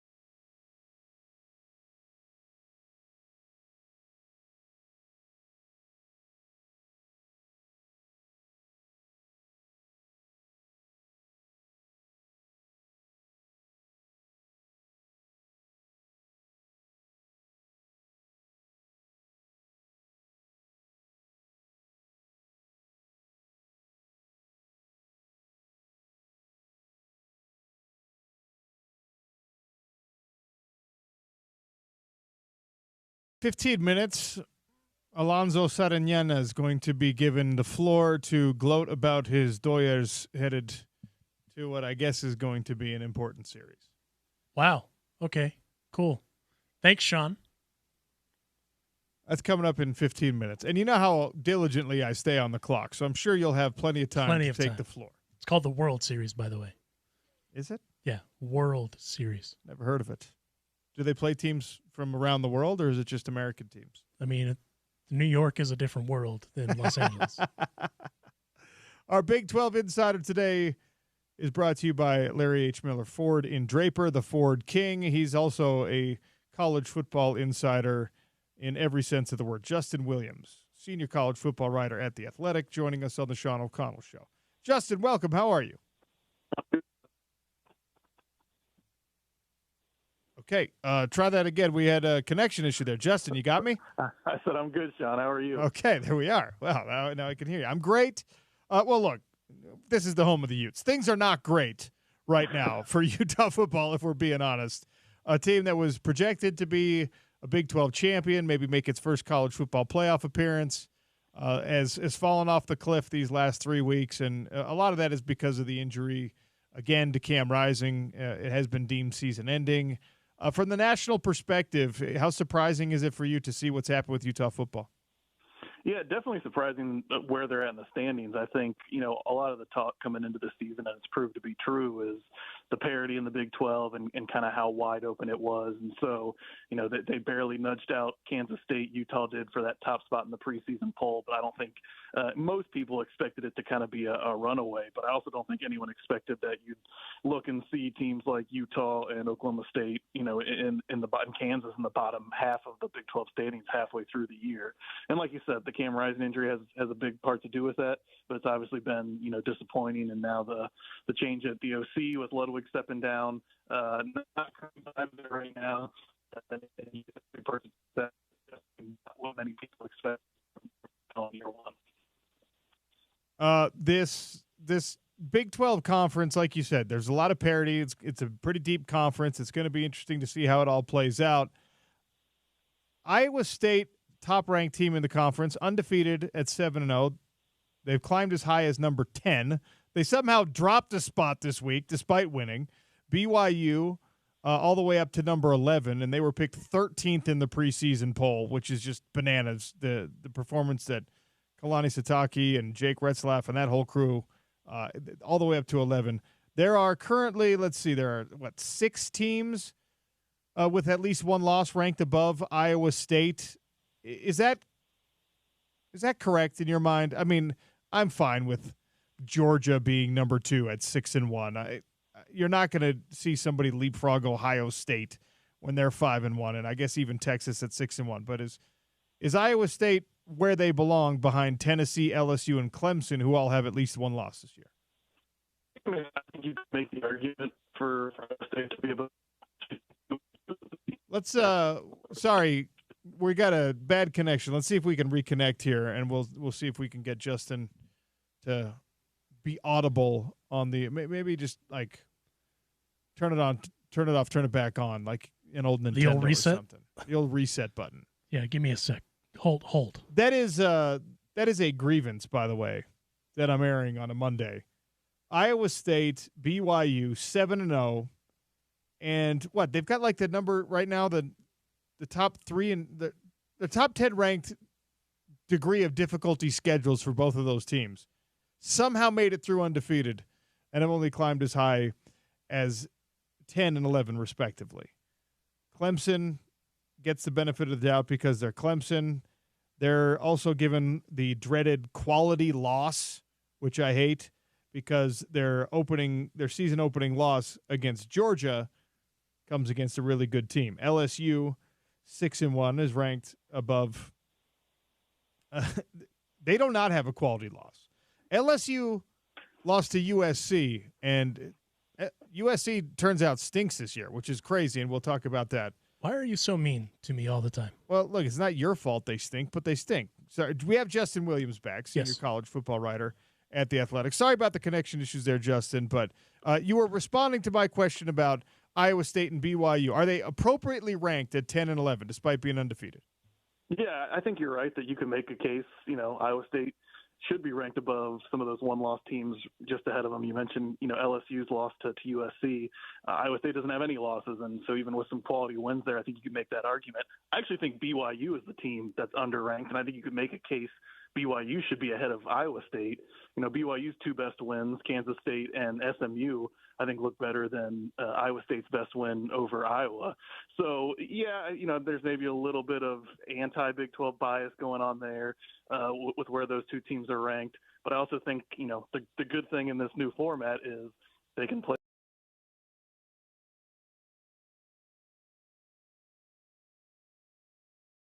Take the opportunity just to upset my producer. USC, if there's one thing that Utah fans can feel good about right now, is that, hey, at least it's not as bad as what's going on with USC and the whole Lincoln Riley experiment. How much longer does that last? I know they've invested a lot into them, so it's a private school, so we might not know all the financials. I think you probably have to give him, at least another year, I guess, depending on how this plays out. But the thing is, whether it was from a Big Ten realignment perspective or just USC perspective, I think the thought was, oh, yeah, you're going to be playing against Penn State and Ohio State and Michigan. It's going to be great.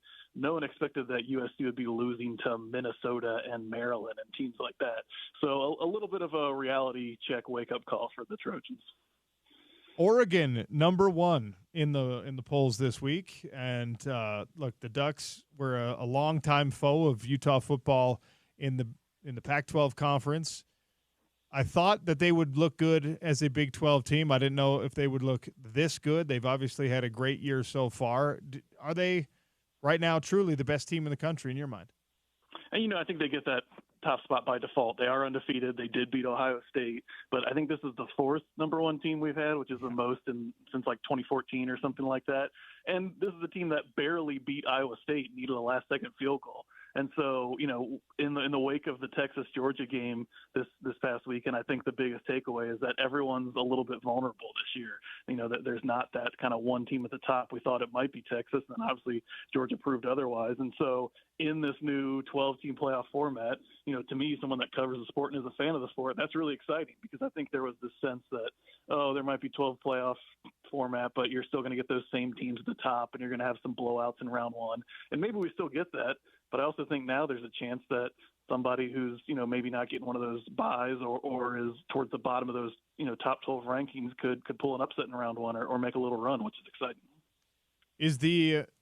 I think we can call it increased parity. Is the increased parity a direct result of the transfer portal and NIL's effect on the transfer portal in your mind? Yeah, I think so. I think there was some sense going in that, this is just going to help those teams at the top.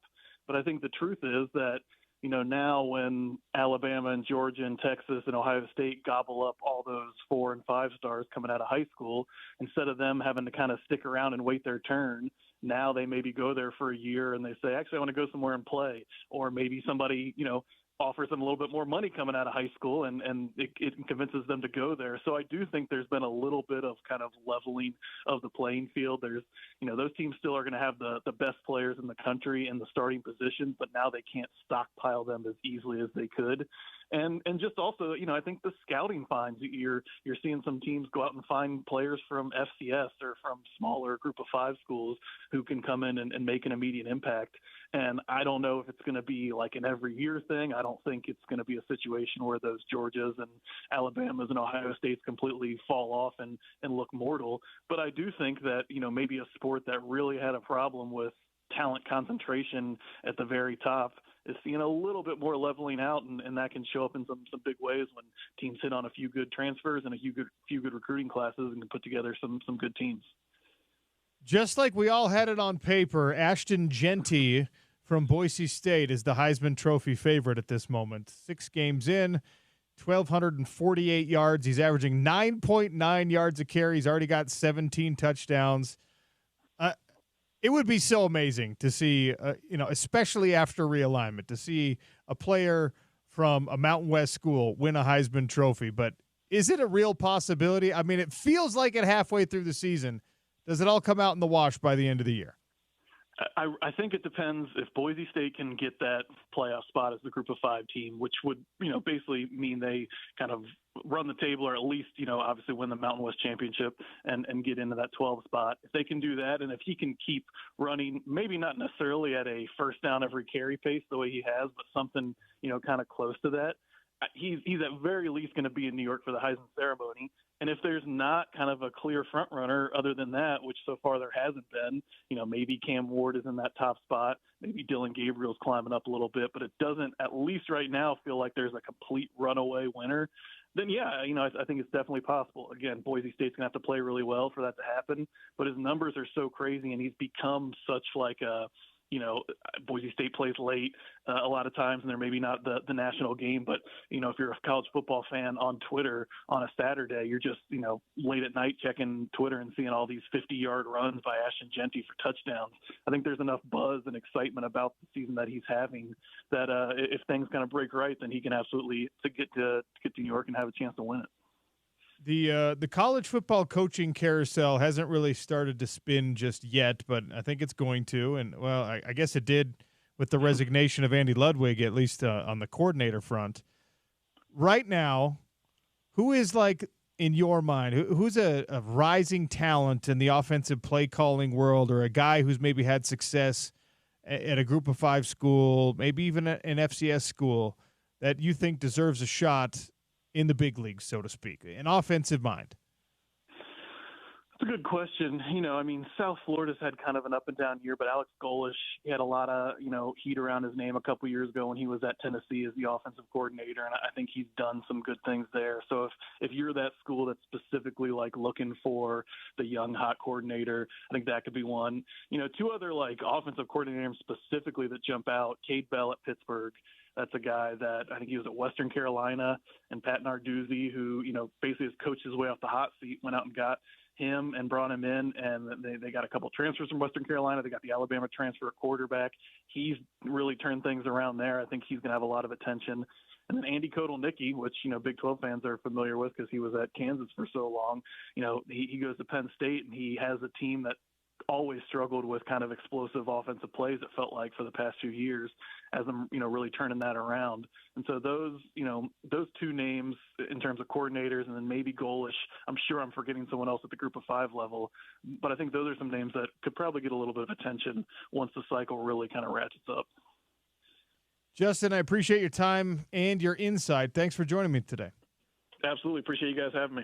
Justin Williams, senior college football writer at The Athletic, Big 12 Insider today, brought to you by Larry H. Miller Ford Draper, the Ford King. All right. The World Series is set. My guy, Alonso Sariñana, has a Dodgers hat on right now. We're going to give it a little bit of time, all right? It's been a kind of a negative show today because there's some crazy stuff going on with Utah football. I don't have anything to celebrate with my San Francisco 49ers laying yet another egg. They're pretty bad. All right? So I'm going to let you at least feel good about some things. Next on the Sean O'Connell Show, ESPN 700.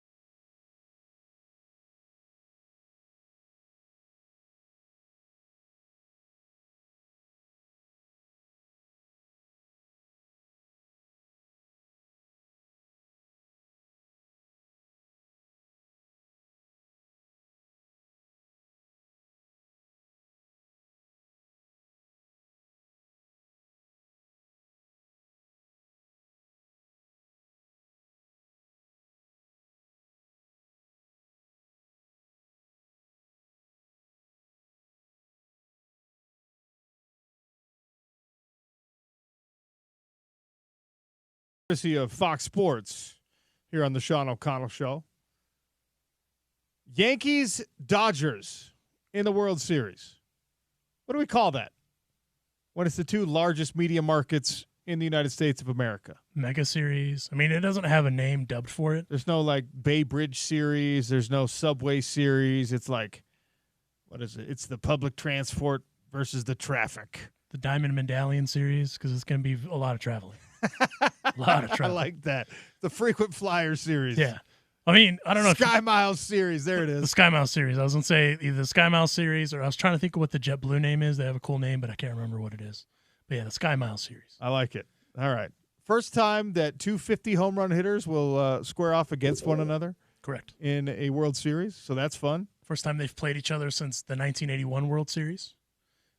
This will be I think it's their 12th meeting, if I'm not mistaken, in the World Series. So, what was the celebration like at the Sariñana household? So, there was a lot of coffee, water. I mean, I drink a lot of coffee, a lot of water, and some canned alcoholic beverages in the man cave. And then then we recorded some baseball and some boring stuff after, with some folks from there, and it was a good celebration. It was mild. Like I said, a lot of canned Canadian whiskey and cola was consumed, but it was a good time. How confident are you that your Dodgers can win this Fall Classic? I think it's going to be a 7-game series. I think it's going to be kind of like the fight that you called this weekend, except with more action. Just a big back and forth. I don't think it's going to be like overly dominant. I do think what's going to be interesting to see is how like both teams have questions at pitching. So that's going to be a big one. But offensively, I mean, they got their big four. Dodgers have their big four, so it should be a good time. So if we could see Shohei Ohtani win a World Series in the same year he becomes the first player ever to go 50-50, and of course the night that he went 50-50 was one of the most incredible individual performances, one-game performances ever that we've seen in the history of baseball. And when you say the history of baseball, it's really something because NFL history is 50-something years.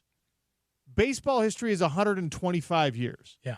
And then there's the modern era, the dead ball era. Like, there's all these eras. But, like, for it to never have been done and for him to have an opportunity, because how many times have you seen greatness from an individual in whatever sport? But if we're being realistic, sometimes it comes at the detriment of the team. Right. Like, Shohei Ohtani going 50-50, having some of the games that he's had, including that one that was the record breaker, and then he could potentially help his team win a World Series. That by itself is Hall of Fame induction worthy just for that 1 year. And let's also not forget with Shohei, this is his first time in the playoffs. He has never played a playoff game until this year. They're just going to dust him out. They're going to have him pitch like 2 games in this. He hasn't been doing it all year. They're just like, Shohei, secret weapon, let's go. Super reliever. No, and here's the thing, too. Like, this Dodgers team is stacked. Like, even if you're just a casual fan has an idea of who Mookie Betts is. A casual fan has an idea of who Freddie Freeman is, right? But they also have Teoscar Hernandez, who's going to get paid. My guy is going to get paid. And then Tommy Edman, who came out of nowhere. Enrique Hernandez, short name is called Kike. Also been having a phenomenal series. I mean, bro, and then it's just the Yankees, right? I mean, everyone, it's either you hate the Yankees or you love the Yankees. There's no in between. Right. And I think it's kind of the same for the Dodgers. Like, it's either you love the Dodgers or you don't. And now in this era where it's weird is a lot of people in this generation are fans of players. So, like, the big text I got last night was, hey, hate the Dodgers, love Shohei Ohtani. Right. I'm stoked to see Shohei Ohtani play in a World Series. That's kind of where I sit on this series because I hate the Yankees, but I don't like the Dodgers either. I have less venom and vitriol for the Dodgers than I do the Yankees, but it's easy to get behind your team in this one because I want to see Shohei complete like this unbelievable season. I want to see this get to say we witness history, and it would be an even greater moment in baseball history if he can help his team win a World Series. You know what's terrifying? I don't think Ohtani's going 100%. That's terrifying. Like, think about, I forgot who it was. It might have been Freddie Freeman or Max Muncy that was talking about it.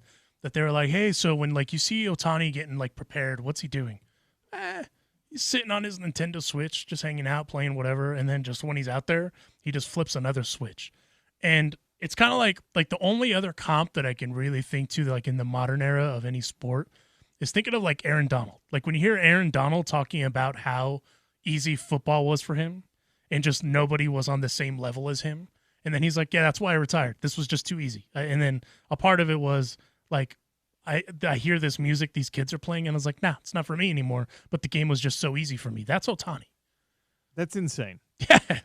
It's someday, hopefully, someone will do a serious like longitudinal study of guys that are that way, like that don't do anything special to prepare themselves, guys that are kind of in the middle, that work hard and feel like they're doing it all right, and then guys that are like insane about it, like the Karl Malones and the Tom Bradys of the world, who make every lifestyle change necessary to try and achieve greatness. Because there's so many dudes, like you're talking about with Shohei Ohtani, with Aaron Donald, Chad Ochocinco, Chad Johnson talks about how he ate McDonald's like twice a day, every day of his life, and still looks like he does and still was a great athletic performer. T.O. Tom Brady won't even eat anything. He has like avocado smoothies for every meal still. Yeah. Still, yeah. And he's not even playing. It's a weird deal, but some people, Lawrence Taylor was going completely opposite of everything you should be doing. He didn't sleep well. He didn't eat well. He was actively doing hard drugs and still was one of the best players ever to do it, ever. Bo Jackson's another one of those guys too. Like, apparently he didn't necessarily have to go hard, but went hard. Herschel Walker. Never, like, he did push-ups only. Prime. Yeah. Another guy. And then it's already frustrating enough to watch people that are just better at everything than you. I can't imagine if you were good enough to be a Major League Baseball player, to be in the NBA, to be in the NFL, and then you're looking at these guys. You had to do everything possible to squeeze that last little bit of juice out of your physicality, out of your coordination, out of your whatever, just to get.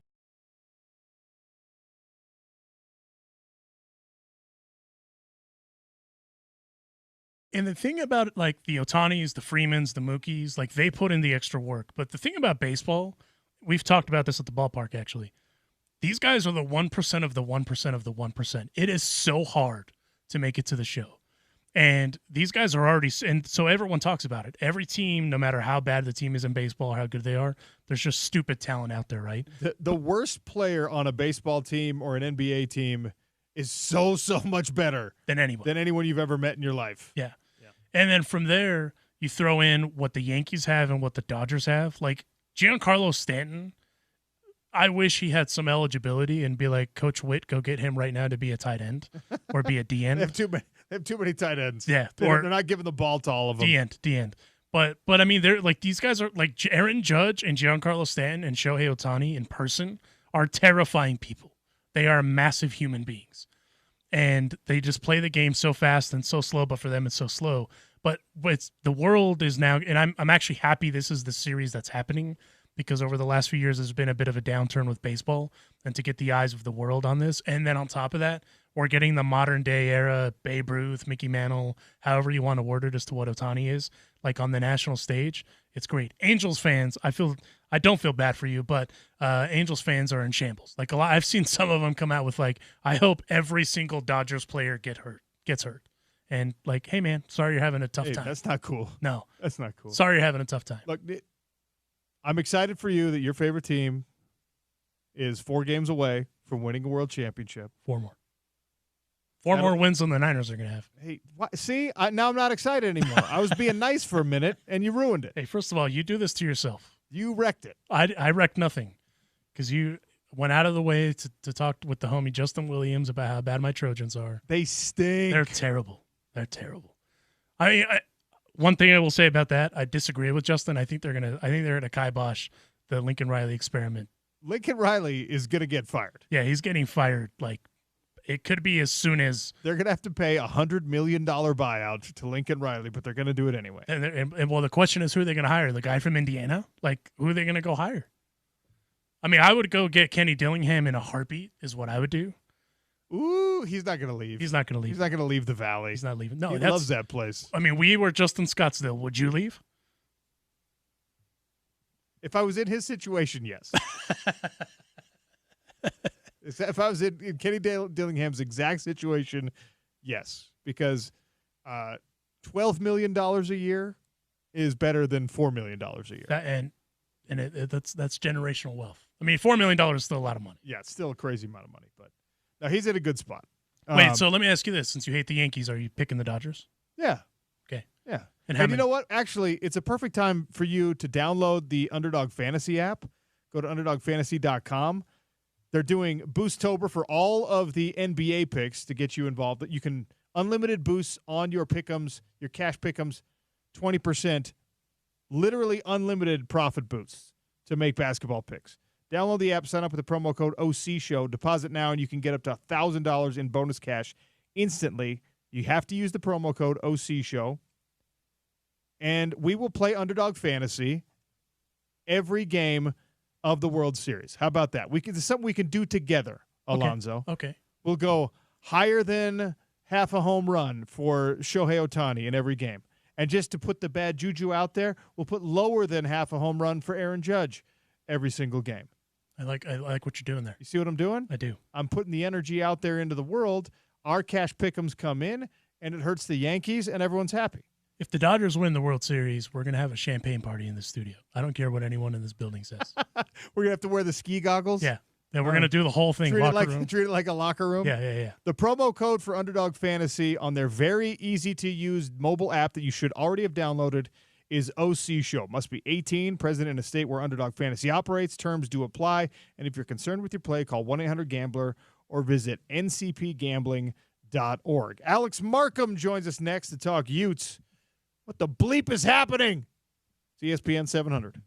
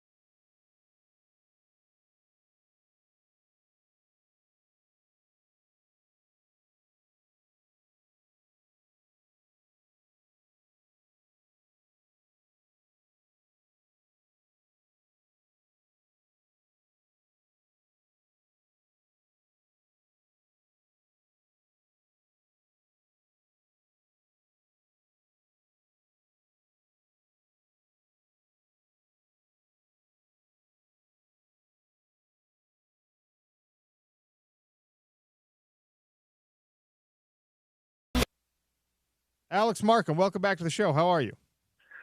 Sean, I'm good, man. Thanks for having me. Fun day today, huh? Well, it's an interesting day at the very least. It's funny. I was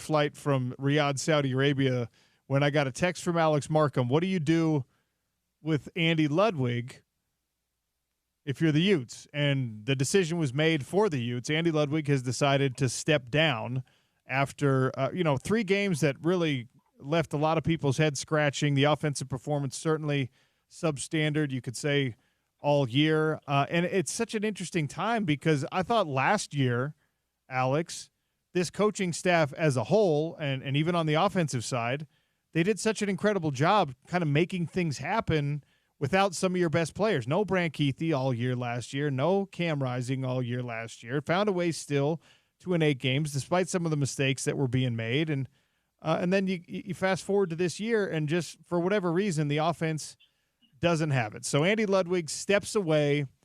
Kyle Whittingham said at the press conference today he doesn't recall a time where he had to replace an offensive coordinator mid-season, and he's had to replace a lot of offensive coordinators. So what were your initial thoughts when you heard this news? Yeah, it's like you said right there. It's nuts because, in my 14 years covering the team with Rebels, this has never been the case. They've made a play calling change with 2 co-coordinators one year, but that's it. You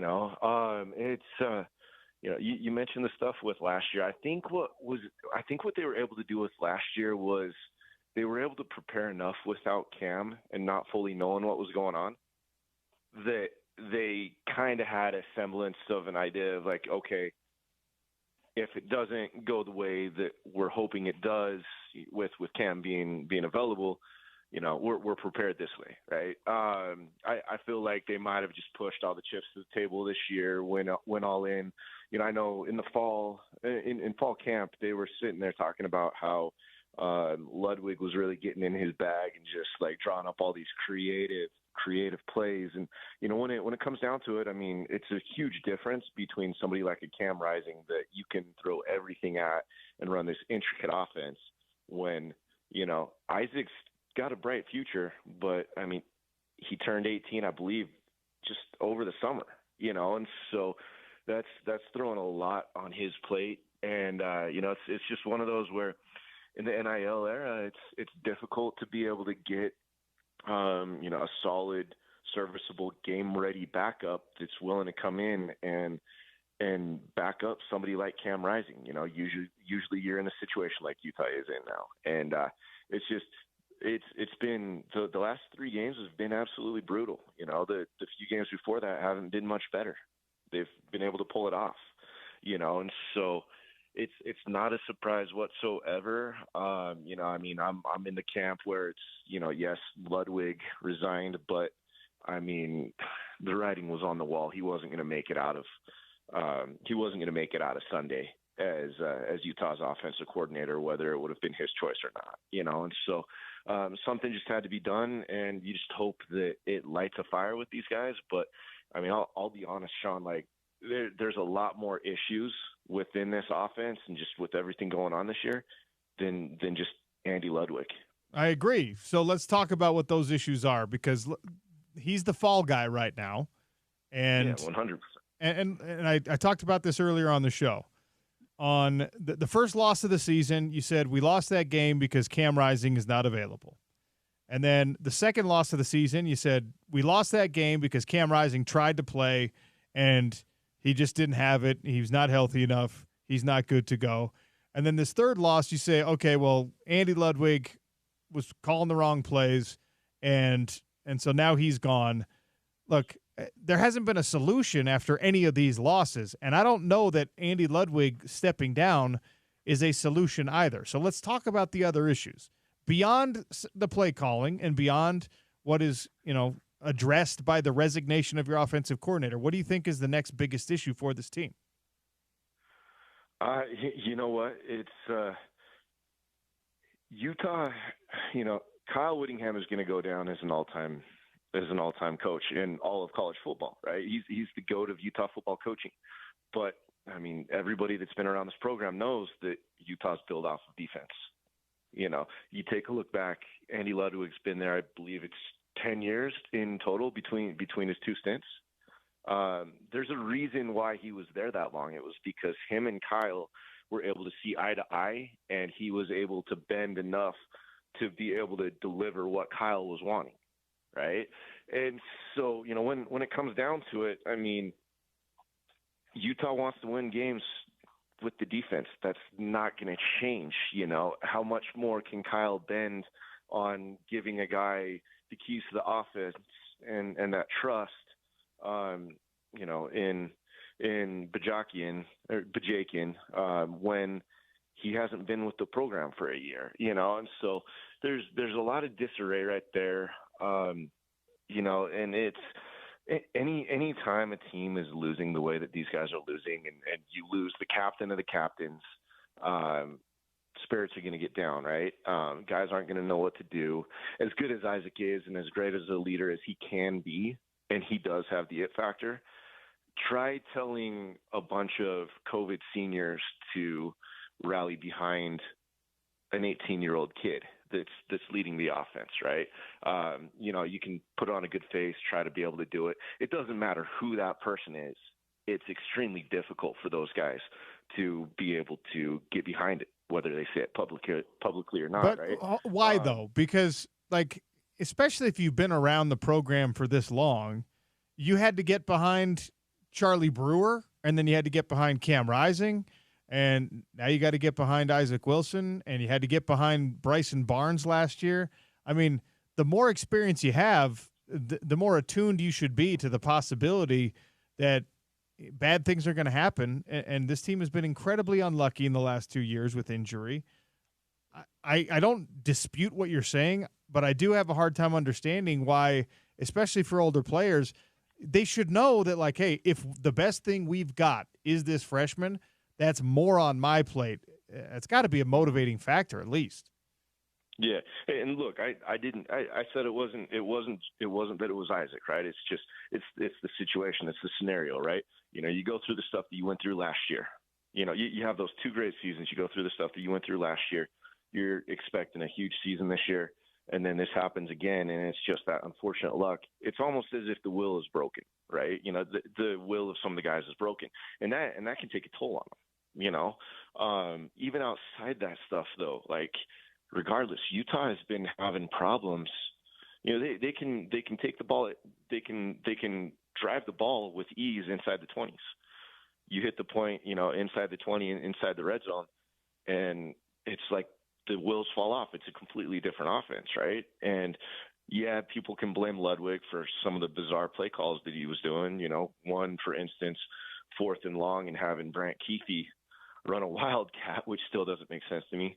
But the guys still aren't executing. You know, it was the offensive line was struggling, run blocking in the red zone. We've talked about that stuff early in the season, you know, and it's just been one thing after another, and just for some reason, you know, it's crazy. I was talking to people the other day, and I just said, you know, Ute fans are unfortunately going to have to just sit back and breathe and realize that the shoe's on the other foot from the 2008 season, because if everybody remembers, that was supposed to be BYU's big year.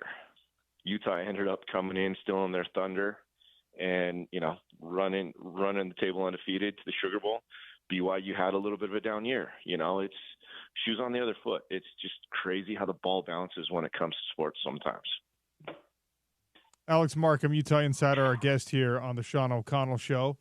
I'm asking everyone this, so I'm going to ask you as well. I think Isaac Wilson has displayed a lot of maturity. I think Isaac Wilson has displayed some really bright spots that indicate he has a strong future in college football. I'm of the opinion that you could bench Isaac Wilson and he would not throw a fit about it, and he would not jump into the transfer portal because of it. I think that because of what his brother went through, especially at the NFL level, there'll be some more patience and understanding on that front. Is it something that needs to be looked at the University of Utah? We don't get to watch practices. We don't know what kind of practices Brandon Rose is having. We don't know what kind of practices Sam Heward is having. We do know who traveled a couple weeks and who didn't. Is it time to look at another quarterback situation for Utah if Isaac Wilson, the true freshman, is not quite ready, even though he's been giving a valiant effort?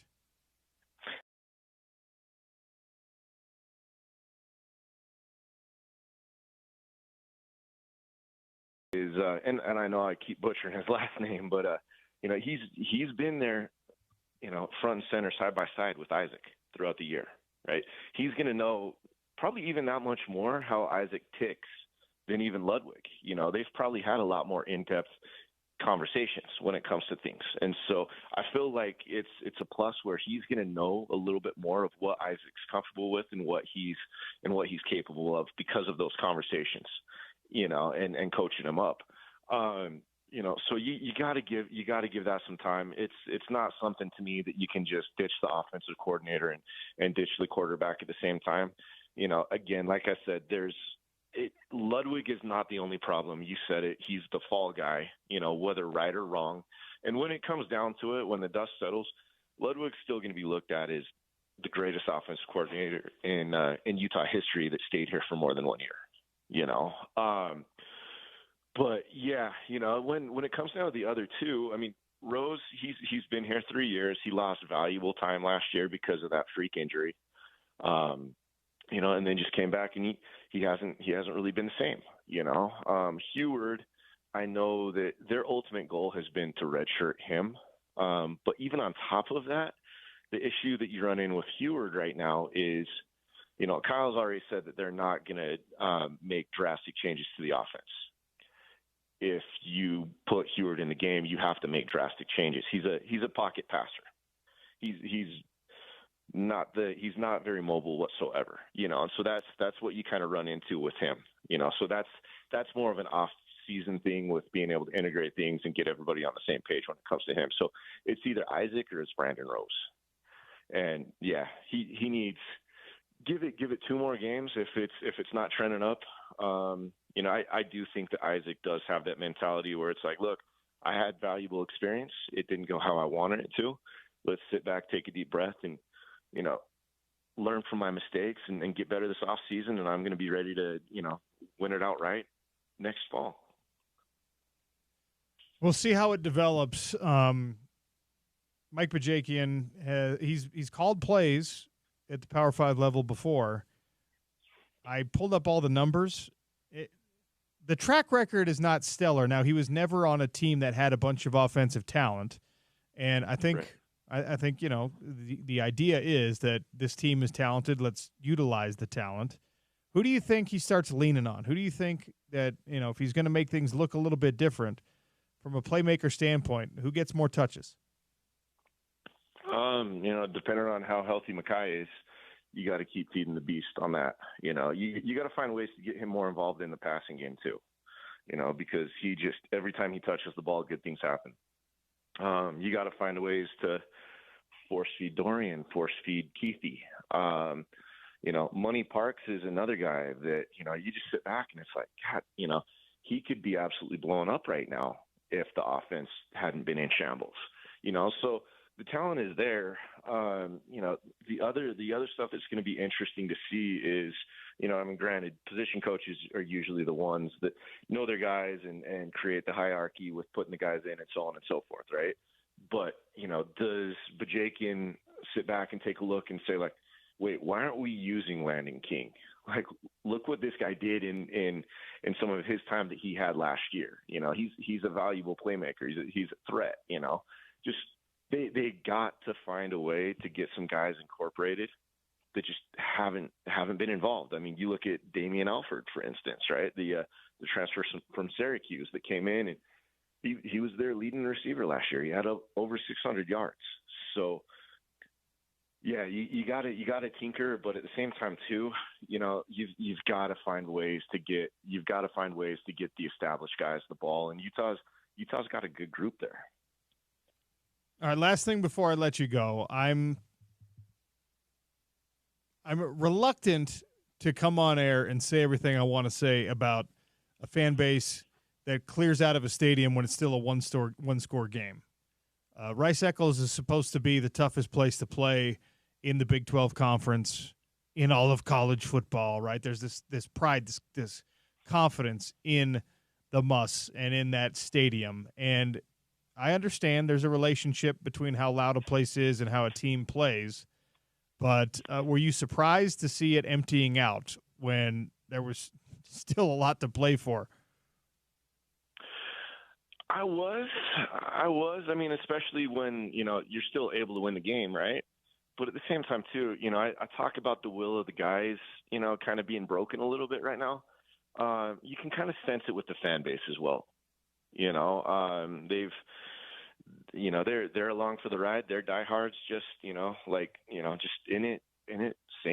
Not same as the players, right? But they're invested in it just as much, from a fandom perspective. And so that can take a toll. It can get frustrating. I know I've heard plenty of fans sit back and say, like, before the news came down on Ludwig, they're sitting there saying, like, why do I want to sit in the stands and see, know exactly what play call is coming and see it get stopped that way and think that that's okay and want to pay to watch this?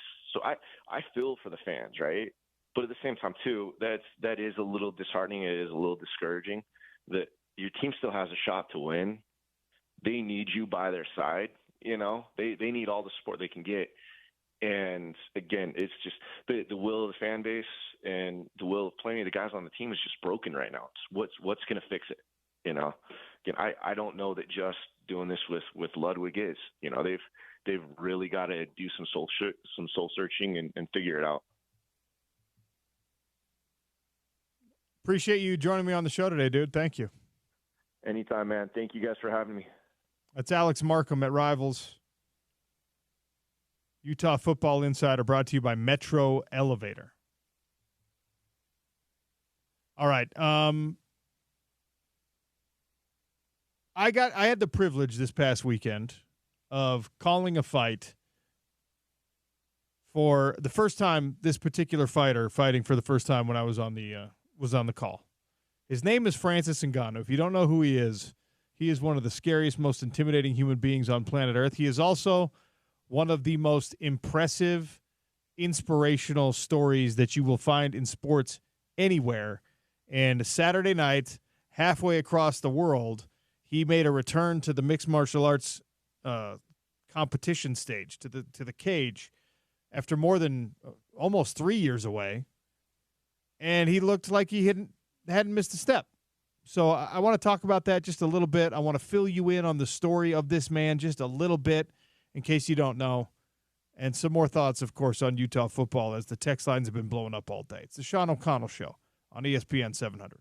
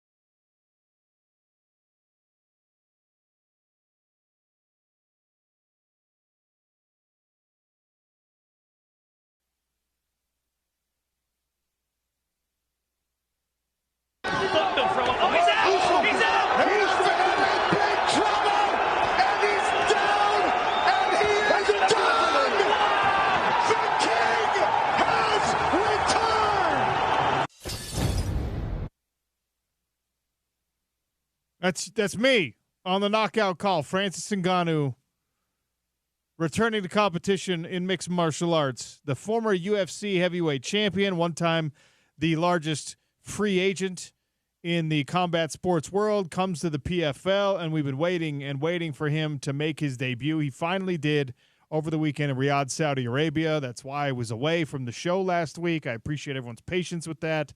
Almost everyone's patience with that. I appreciate most people's patience with that. And he got the big knockout in the first round after a takedown, ground and pound. It was an incredibly impressive performance against the guy in Reina Ferreira who's been on a massive win streak, is 6 feet 8 inches tall, cuts to make 265 pounds, can do a standing one-legged backflip. I mean, the dude would be a tight end or a defensive end in the NFL. He'd been born in the United States, but he's Brazilian. And Francis just mowed him down, just right through him. You walked him down, and it's terrifying that he just walked that guy down. Dude, they exchanged a couple of leg kicks, and I'm sitting there cage side, and these guys are kicking away at each other's legs. And look, I used to do this for a living, right? I've been punched and kicked by some badass dudes. I was like, either of those kicks would have broken my leg. Bro, like if you would have been punted out of the cage. They're massive. So Francis gets the victory in the first round, and the reason I even want to talk about this, I know that MMA is not everyone's cup of tea. I just want you to take some time and educate yourself on what this man has done to get to this point. All right? He was born in Cameroon, and he was literally working in a gravel pit for most of his young adult life. And he realized when he got to his early 20s that this is not the life he wanted. He came from a place with no education opportunities, no economic opportunities. He wasn't going to be able to get a visa. He wasn't going to be able to do any of the things that he wanted to do. And he's this 6'5" massive physical specimen. And this is before he has proper nutrition in his life, right?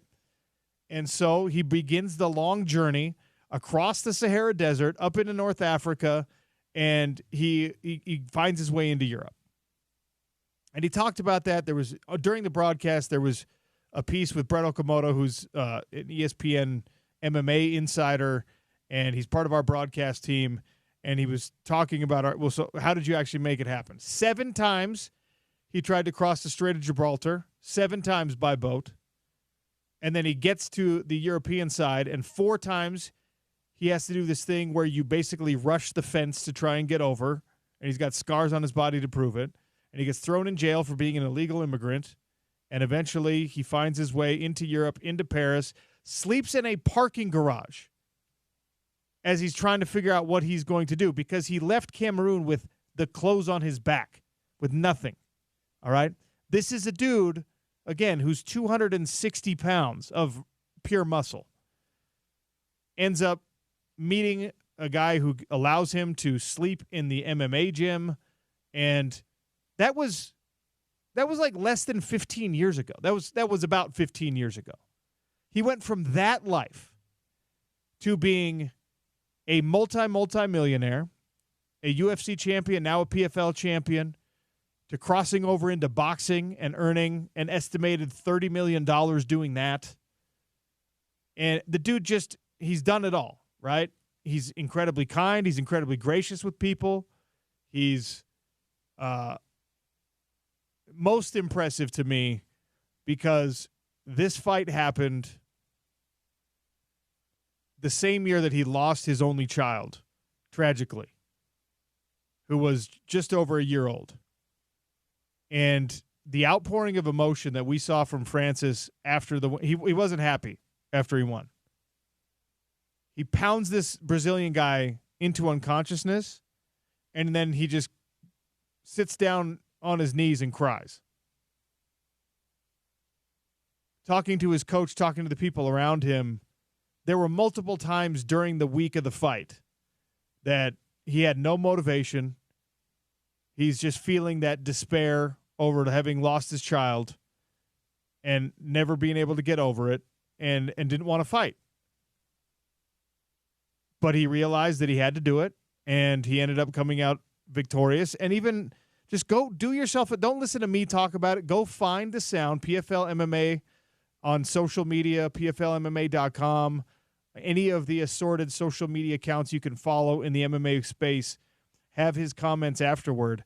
Just hearing the man talk about how he motivated himself to take this fight in the first place and then to, of course, go through the training camp and to win this fight while dealing with the most unimaginable loss after you have already battled so hard to get to a good place in life and then having the thing that matters most to you taken away. Like, he is just an unbelievably inspirational character.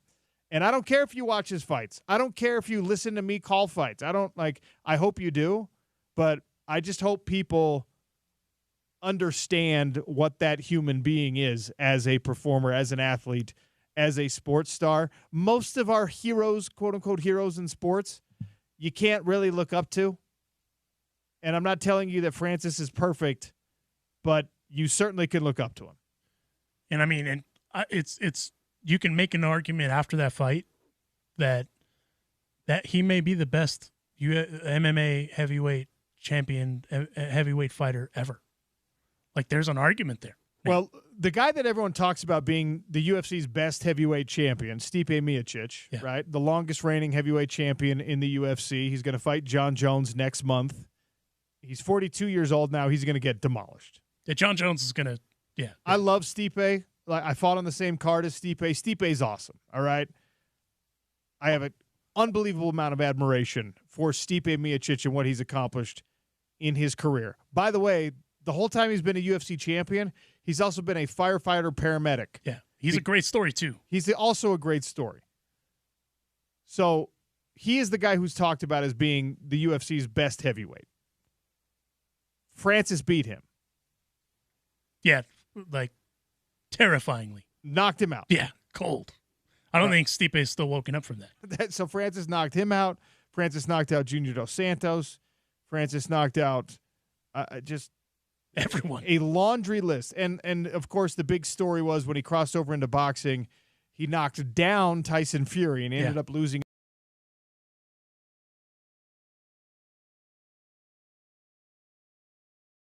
By the way. Like, he got knocked out by Anthony Joshua. Yeah, that was a cold knockout. That was good job, AJ. Yeah. He comes back, and after all that time away, after 2+ years away, almost 3 whole years away between his Cyril Gane title defense in the UFC and knocking out Reina Fajeda,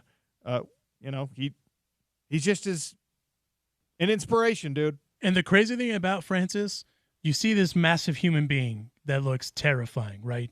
He's got windmills for arms and just knocking people out. And then you hear him talk. Yes, he's very soft-spoken. Very soft-spoken. He's got like the Creole French accent. Yeah. Oh, yes. Yes, like that's how he sounds, right? And he's just very soft. Like, I watched this video of him talking about why he was on Joe Rogan's podcast, why he decided to name his son who's passed away Kobe. Yeah. And I don't know how he kept it together telling that story, but it's an incredible story. Apparently it's because he met Kobe Bryant, and Kobe Bryant, like, didn't big league him in any way. He's asking him all these crazy questions like, yo, how did you get over the Strait of Gibraltar? Like, how did this happen? What's your training regimen? And then and Francis is like, my English is terrible. And he's like, no, your English is fine. And he spent 30 minutes having this conversation with him. And Joe Rogan is just looking at him like, dude, how are you keeping it together, man? He's so inspirational. Just to get from the backwoods of Cameroon to Las Vegas, where he lives and trains in the United States when he's there. He spent a lot of time doing his camp in Paris this time. Yeah. Because of the time difference between Vegas and Riyadh. But he's just like, all he had to overcome to become a heavyweight champion is enough to make his life a movie, right? Yeah. And then this, right, where you've achieved your dreams, and then in the cruelest way possible, the world takes away the thing that matters most to you, and now you have to overcome that as well. And he does so with just grace and class and in the most impressive fashion. And I don't know if we'll get to see him fight again. I don't know if this, he said, I wanted to do this so people remember my son's name. Yeah. And no one's ever going to forget. Certainly not anyone who watched him fight. Certainly no one in the MMA world is ever going to forget his son Kobe and the inspiration that his father is. But it was just unbelievable. And to not make it too heavy of a segment, I want to finish with this, because ultimately the victory was a triumph of the human spirit and many other things. But it was also one of the strangest things I've ever seen around sport, because this is a little bit humorous. Cristiano Ronaldo was there. Cristiano Ronaldo plays soccer for Al Nassr, which is a big-time club in Saudi now. Former Real Madrid player, Manchester United player, big deal. He's what? He's either the most famous or the second most famous athlete on planet Earth. I'd say probably 1A, 1B with him and Messi. And he was there at the fight. And at some point, he's met Francis before, and they've done, like the promo stuff together, whatever. Yeah. And at some point, someone's like, hey, do you want to go back in the locker room? And Cristiano was like, sure. He stayed in the locker room the whole night. Did he join in warm-ups? He was like, when they were showing the warm-ups in the back, right? We like send a camera back there. Yeah. And they're like, it's my job. Hey, promote, still to come in the main event, Francis Ngannou. And he's hitting pads and he's getting warm and he's doing all the pre-fight ritual stuff.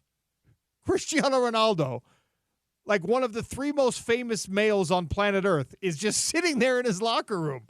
It just so out of place, but also you're Ronaldo, so you get to be in place wherever you want to be. It was wild. Here's the question I have. Did he end up cornering Francis? He did not end up cornering Francis. That's unfortunate. That would have been cool to just see him just try to corner just Francis. Sitting in the corner, yelling nonsense. Kick him! Take him down! And he did take him down. He did. Well-timed shot. It was beautiful. By the way, Dan Miragliotta catching strays on letting Francis just pummel that man. Dude, Dan Miragliotta is a great referee. Great referee. But he wanted to see Reina Ferreira go to die. Yeah, that was – I mean, and listen, a lot of people don't know I have my own issue with my own kid, so I can sympathize to a certain degree with Francis. I'm right there with him where maybe punch a guy a handful of times to let some anger out, in my case, some cancer rage, right? So I can respect that. But Dan, I am not Francis Ngannou. If I'm doing that to him, I'm not going to kill a man. That's the thing. If you let me hit a guy a couple extra times, I can hit pretty hard. Right. But Francis has change your life power. Yeah, he's got lunchbox hands is what I call that. And that, unfortunately, the referee, because in a championship fight, you want to be allowed every opportunity to recover. Right. If you're the fighter on the losing end, you're like, don't stop it early. But there's a Goldilocks zone. Don't stop it 3 punches after I already fell asleep. Especially if you hear the canvas go, like that's all you hear. If I'm flat on my belly and my eyes are closed and I'm just like he's dribbling my head like a basketball, it's over. You can stop it. Yeah, you can stop it. But anyway, it was a great honor to call that fight. Riyadh, Saudi Arabia is a strange place to have to travel to do it. Your production was cool, by the way. Like the overall production was like that long video ramp was rad. The video ramp is really great. The PFL, I know that the UFC is the king of the MMA world for a lot of people. I'm telling you, just like give it a shot. PFL is doing some really, really fun stuff, and obviously I'm very biased because I want the company to stay and be successful and all that. But that right there, that was the biggest fight in company history. And what a result, and just the public service announcement from the Sean O'Connell Show today is if you want an inspirational story from sport, just go look at Francis Ngannou and what he's done, especially in the last 5 years. Not without growing pains, not without losses along the way, but look what he has done for himself, for his family, for Cameroon, for the entire continent of Africa and another like rising MMA fan base and also talent base. Hotbed of talent. And I don't care what your stances or opinion is on Joe Rogan, don't care about that. Find that interview that he did with Francis.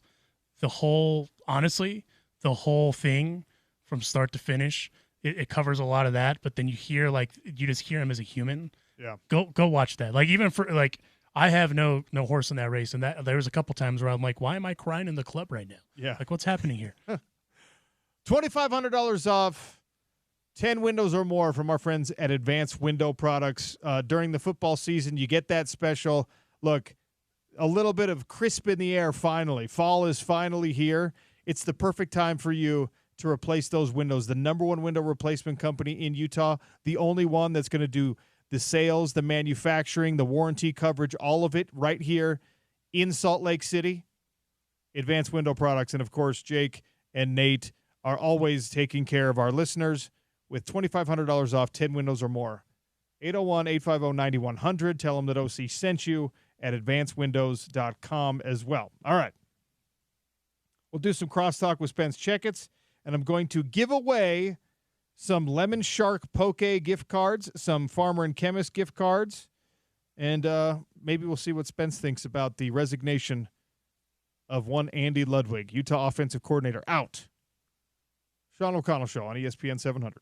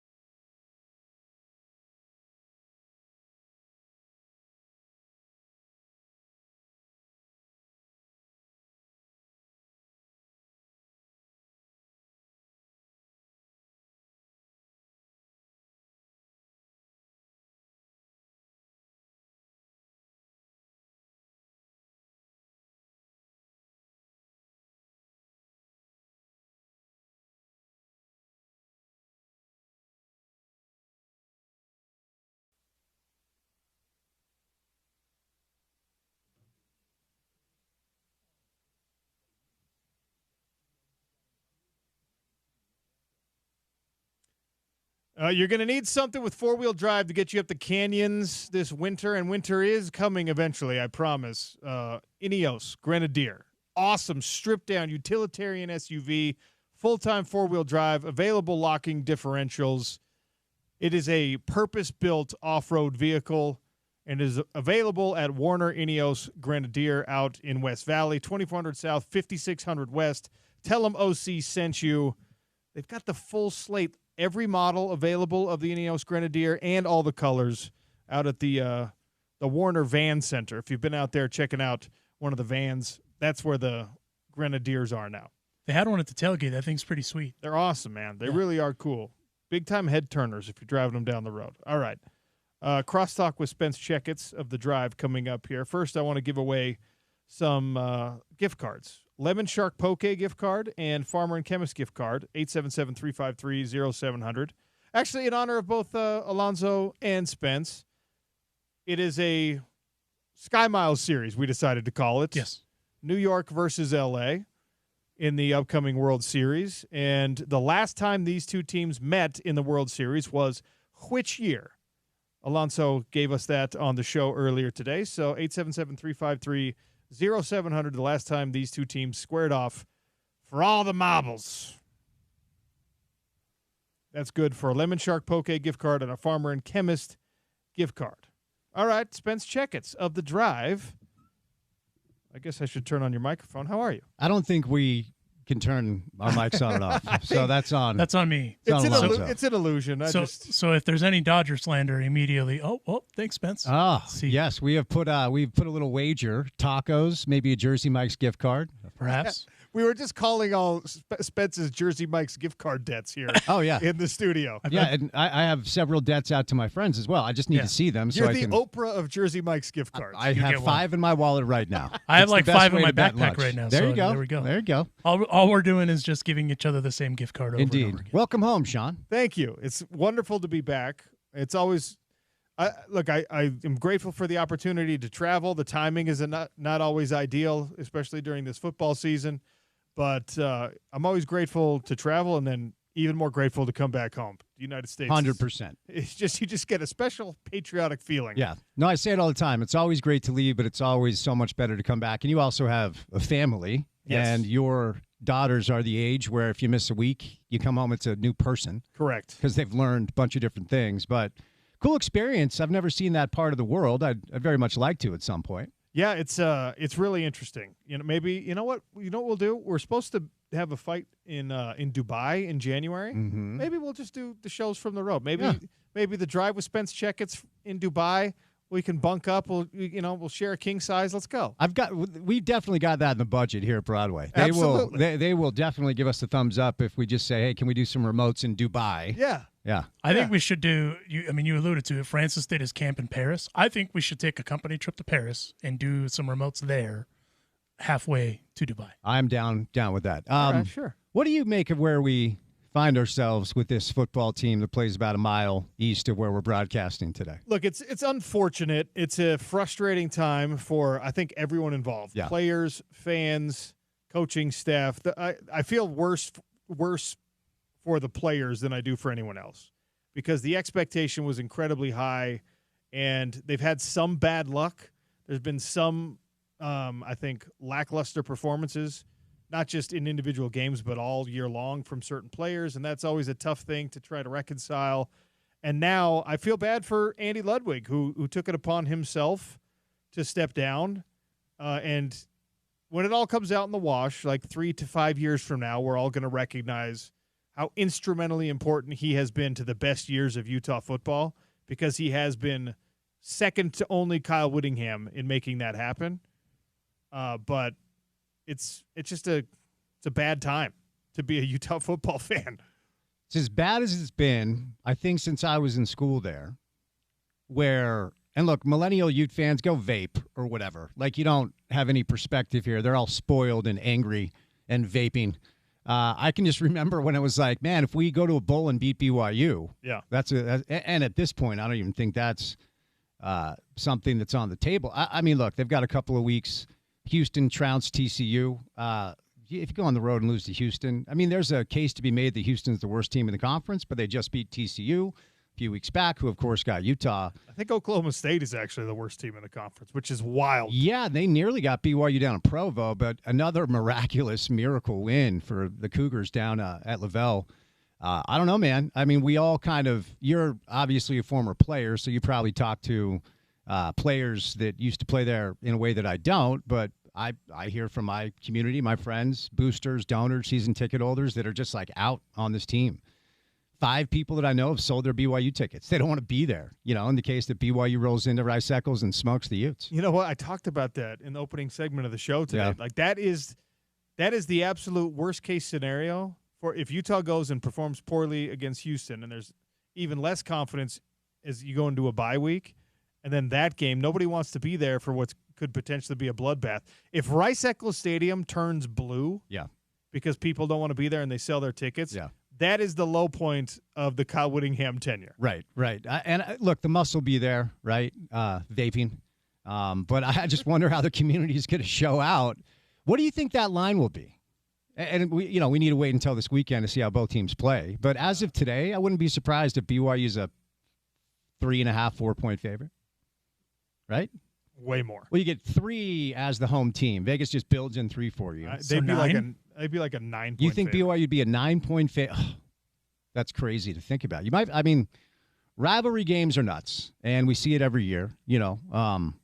Regardless of Brett Ratliff will live in Ute football lore because of what he did to BYU, and nobody thought that was a possibility.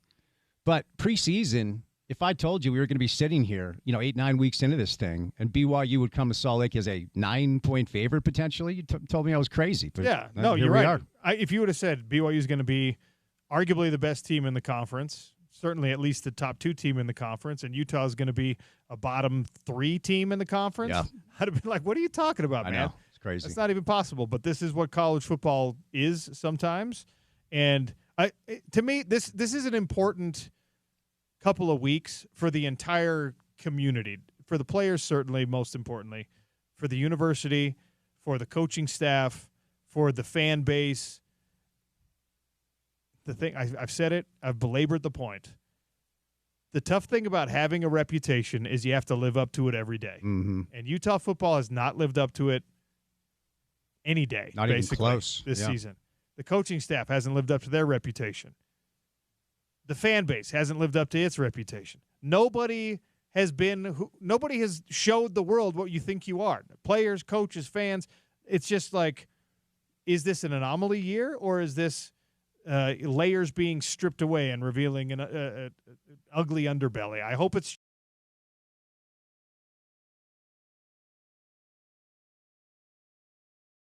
thing we thought would happen in Salt Lake is happening 40 miles that way. Like you referenced the community, the fan base, the home field advantage, the football team, the coaching, the player performance. They're undefeated. It's a tire fire up here. How much does that kind of grate on former players? Well, it depends on what era they're from, because people that played when Kalani was there, that's like the saving grace. Sure. You don't want nope. Let's be honest. No, none of us want anything good for the BYU fan base. Sure. They're obnoxious, just Yes, like the Utah fan base is obnoxious to BYU fans. But every former player that I know wants to see Kalani be successful and wants to be Aaron Roderick be successful. And I'm lucky enough to know, I know as many guys on the BYU staff as I do on the Utah staff because of just the incestuous nature of this whole thing. Even some of my coaches from Weber State are down there now.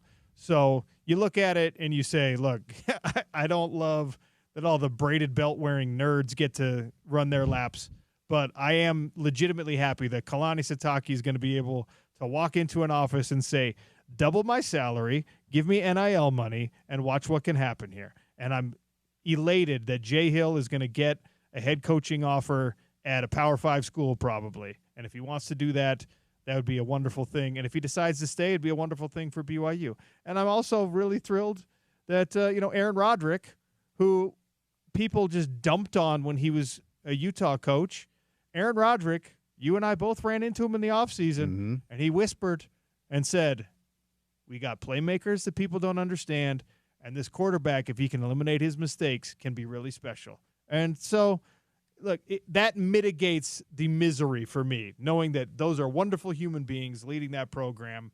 And because of that, I can swallow the rest. Yeah, I'm often asked, as somebody who's just been the attempted cancellation has come from every single fan base in this state for me at one point, whether it's RSL fans who have come at me often, the blogging goobs that cover RSL, Jazz fans not so much because they know I got their back, but been sideways with Ute fans, been sideways with BYU fans. People always ask me, who's the worst fan base? And I said, whoever's good that year.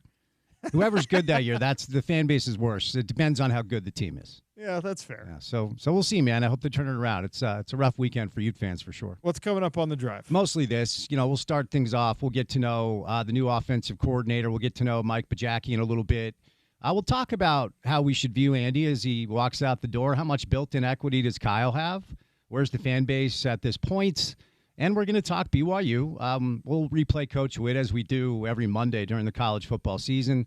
Riles will stop by. We've got Bill on the show today. We got Josh Furlong. Jazz open up on Wednesday. We're starting NBA Daily Assist today with Tom Haberstroh. But a lot of college football, little pro football, even though I'm a Jets fan. It's a rough Monday for your boy. Well, I'm a Niner fan, so that didn't nothing to feel good about with them either. Fair enough. On the show, on the Sean O'Connell show tomorrow, Jordan Wynn, Gordy Chiesa, Bell Fraser, because it'll be a Utah Hockey Club night, and then Jeff Schwartz. Stay tuned for The Drive on ESPN 700.